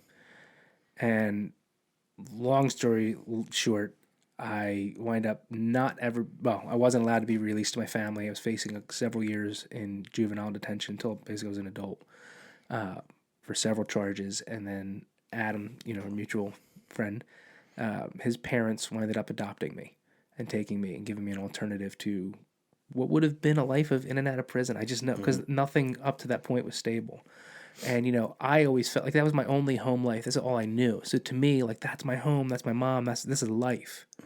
And it wasn't until I was pulled out of a situation because some officers had some hindsight that I didn't. Because I don't think it was really like they looked at me as a criminal. They were all very respectful and nice to me in this situation. And growing up, I get to talk to my mom now and find out the situation, what was being said when I wasn't there. And it was more about giving my family help and me help. But it's hard to see that when you're in that moment. For me, it was just, hey, I'm being taken away from my family. Now I'm facing years. I'm not a criminal. I just wanted to get high and listen to my music. But yeah, it ended up being one of the greatest things that ever happened to me. I pulled me out of my family, out of that house. My family had a chance to heal. I had a chance to heal. I now have a relationship with both the Merediths, and I consider my family. Adam, who we know, that's my brother. That's to every extent of what a brother is, that's my brother. And I was gifted that because of that encounter that night. It's funny, not all gifts look like gifts when you're receiving them, but that one certainly was. But years later, I was working at Chick-fil-A. It was my first real job. I was getting a much worse paycheck than anything else I'd ever done, but I was doing good. And an officer who really put some time in with me from the juvenile detention center I was in shows up to get my order. And I just remember, like, first I was scared a little bit, like, to let him see me and this and that. And I just, I was just like, hey man, I'm just so thankful. And I just gave him my spiel. And it felt so good to be able to tell him that, not being, a little asshole to him, yelling at him and screaming and having to be put in the little confinement areas because I just couldn't. I was just raging, man. And this guy just was relentless. And you probably made that guy's week. Dude, this guy one time, and I used to tell the story of, like, how bad of an officer he was. And it wasn't until I got out that I realized how good. There was one time where I was, you get medicine in there. So we were sharing medicines for snacks, and I was, like, snorting some heavy medications that I don't think any kid should have been getting. And it would obviously not put me in a good state of mind to make good decisions. So the officer, something happened. I tried to fight him, and he's like, you got no cameras in your cell. And I'm thinking, like, this is my moment of, like, I'm going to go. He shuts the door behind him, and it's me and him in my cell. And he just had that Goodwill Hunting moment where basically he's like, like, if you're going to do it, like, right here, right now, like, hit me, punch me. I'm not going to, he's like, I swear you will not be getting any more charges. You will not be in trouble. If you really are this guy, then do it. And I'd never been challenged like that before. And I cowered it down. And at the time, I thought, that son of a gun, like, how dare he disrespect me like this and that. And it's like, the more time I spent in there, the more I started softening up to him and realizing he was just trying to show me, like, who I really was and let me see, like, this is, like, you're being an idiot. Stop it. I might not be explaining this well for everybody because there's so much I'm cutting out. Yeah. But the guy was just relentlessly there for me, and not in the way I wanted him to be. But the way you needed it. The way I needed it. And I was so grateful to be able to tell him that. I doubt he would ever listen to this, but his name was Chip Dale. Awesome guy. Very hard, rough individual. Had bigger muscles in his wrist than I do in my biceps. But man, I owe that man a lot. And again, it was when I look back on my life, a lot of these scenarios where people had influenced me positively and set me on a good path, aside from the Merediths, were officers. And it was like little encounters. And I'm only telling you that just as an officer yourself, just to encourage you to say, like, those moments you're having, you said kids are very influential. They're more than you can even imagine. Yeah. Like the things that are sticking with me now, 30 years later, 20 years later, they're very impactful is all I'm saying. Now, like, circling back, encourage you to do that more. The transition into life with the Merediths, how was that initially? Like being a young kid, obviously going through it. Yeah. How was that transition? Well, I was very happy to not be in jail. Mm-hmm. That helped a lot. Like you said, it was kind of like when there's police presence, crime's still going on. It's just not as seen. Mm-hmm. If the Merediths were the police, it was the same thing. Okay. I was still doing things. It was not being seen. But the thing is that they probably knew more than I knew they knew. Mm-hmm. And they were consistent with it. And their children were raised so incredibly well. As just a testament to David and Lisa and the job they did on raising their kids, that the fact that I was not surrounded by people who were condoning my actions, I was surrounded by just people who are doing better. Basically, you become like the crowds you're with, right? No matter what I wanted to do, I was slowly starting to change into the examples that were around me. I didn't dislike Adam or or his brothers or the family. So it wasn't like I was actively trying to stay away. I wanted to hang out. I was still a kid. So being around that influence really transitioned everything about my mentality. And it's why I can have a relationship with my family now that's better than it ever was before or ever would have been.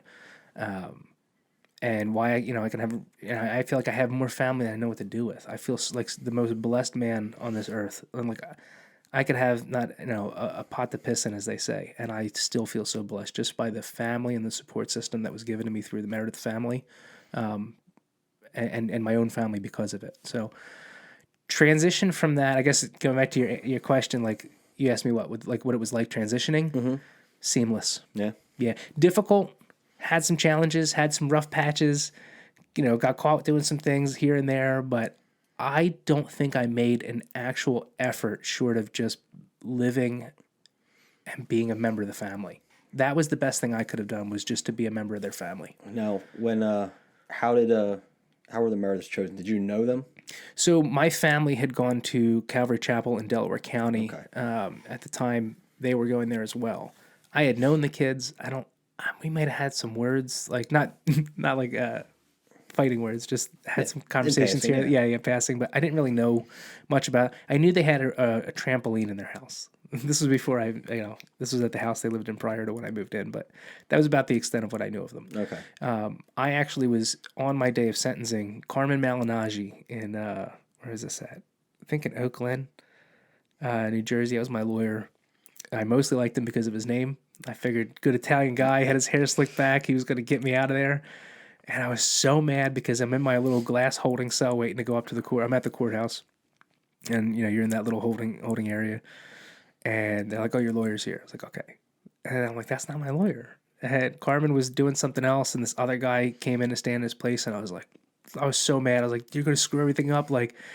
And I wrote the judge a letter about what a good boy I am and how I'm going to do everything. And when I I didn't even ask him to be released to my family. I kept talking as though when I'm released today and this and that, and this is what my plans are. I was like, I'm just going to go in there confident and just swindle this dude and then go right back to everything I was doing.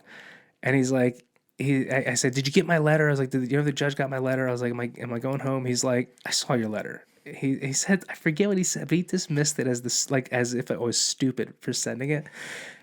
He's like, yeah, I read it, this and that. And he's like, forget about your letter. I'm like, I'm furious. And then he's like, there's a family here. Or he said, do you know you ever heard of the Merediths? And I'm like, he's like, your family knows him from the church. I'm like, okay, yeah, I know who they are. Like, well, you're facing, X amount of years. He's like, this family wants to take you in. And he wasn't, as an adult, lawyers don't talk to you like this. He was also being a bit of a mentor. And like, not like, he was kind of leading me into like, take this opportunity kind of thing. He's like, they want to take you home. My first thought was that all I heard was, you're going home today. So I didn't care about anything else. I didn't care about doing right by that family, respecting them in any way.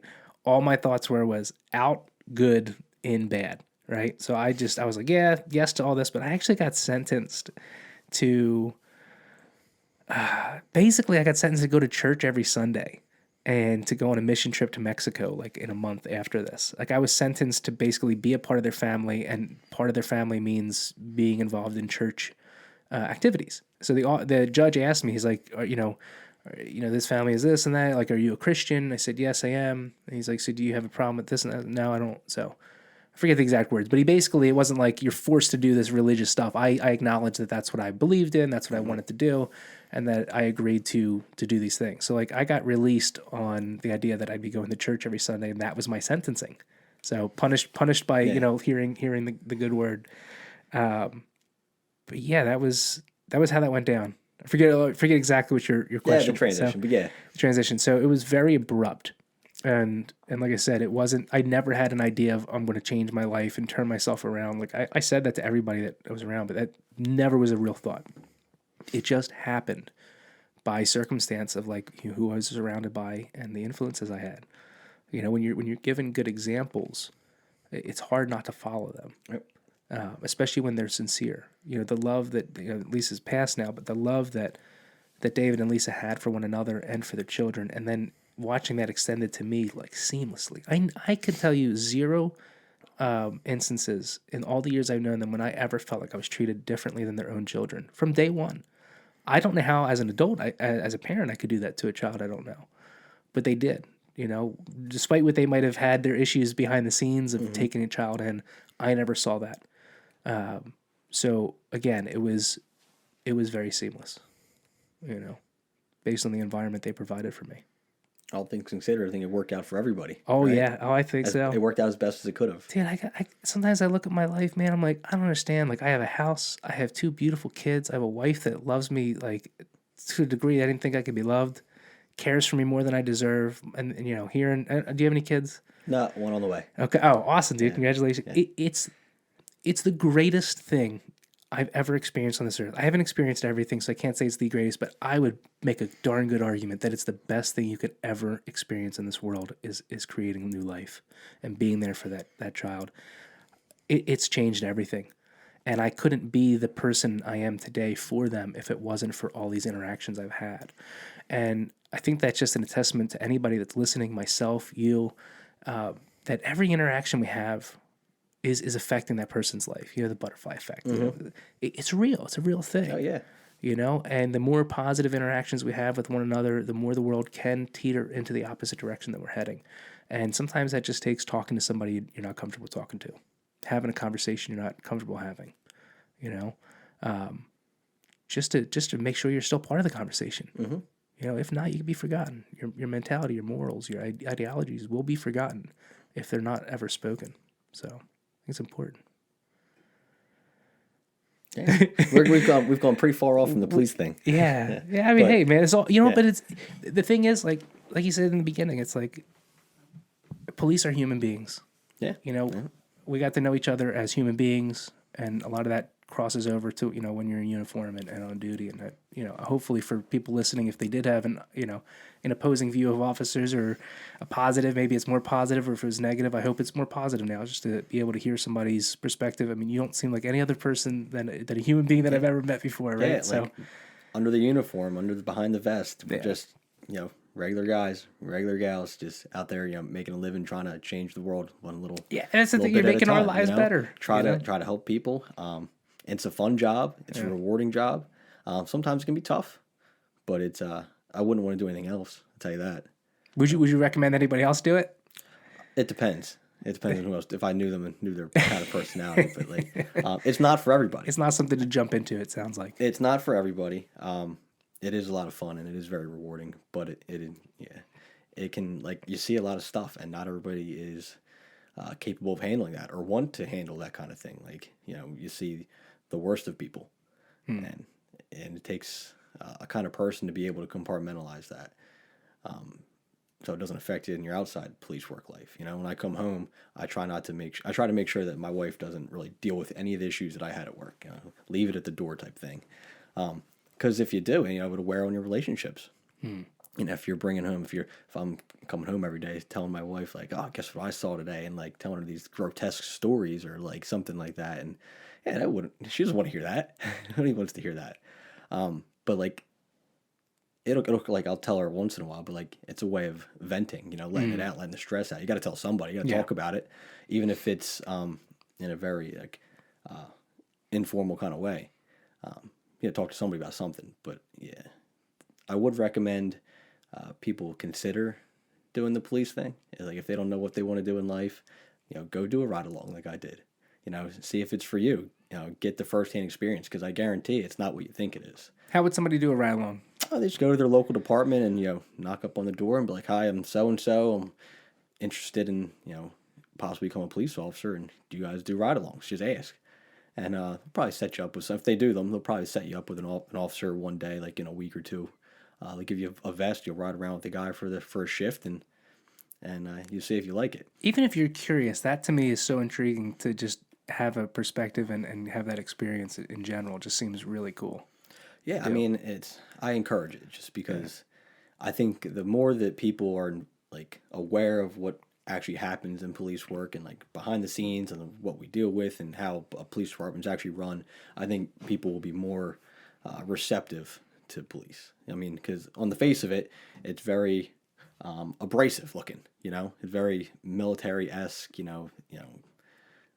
With the guns and the bulletproof vest and all the tactical stuff.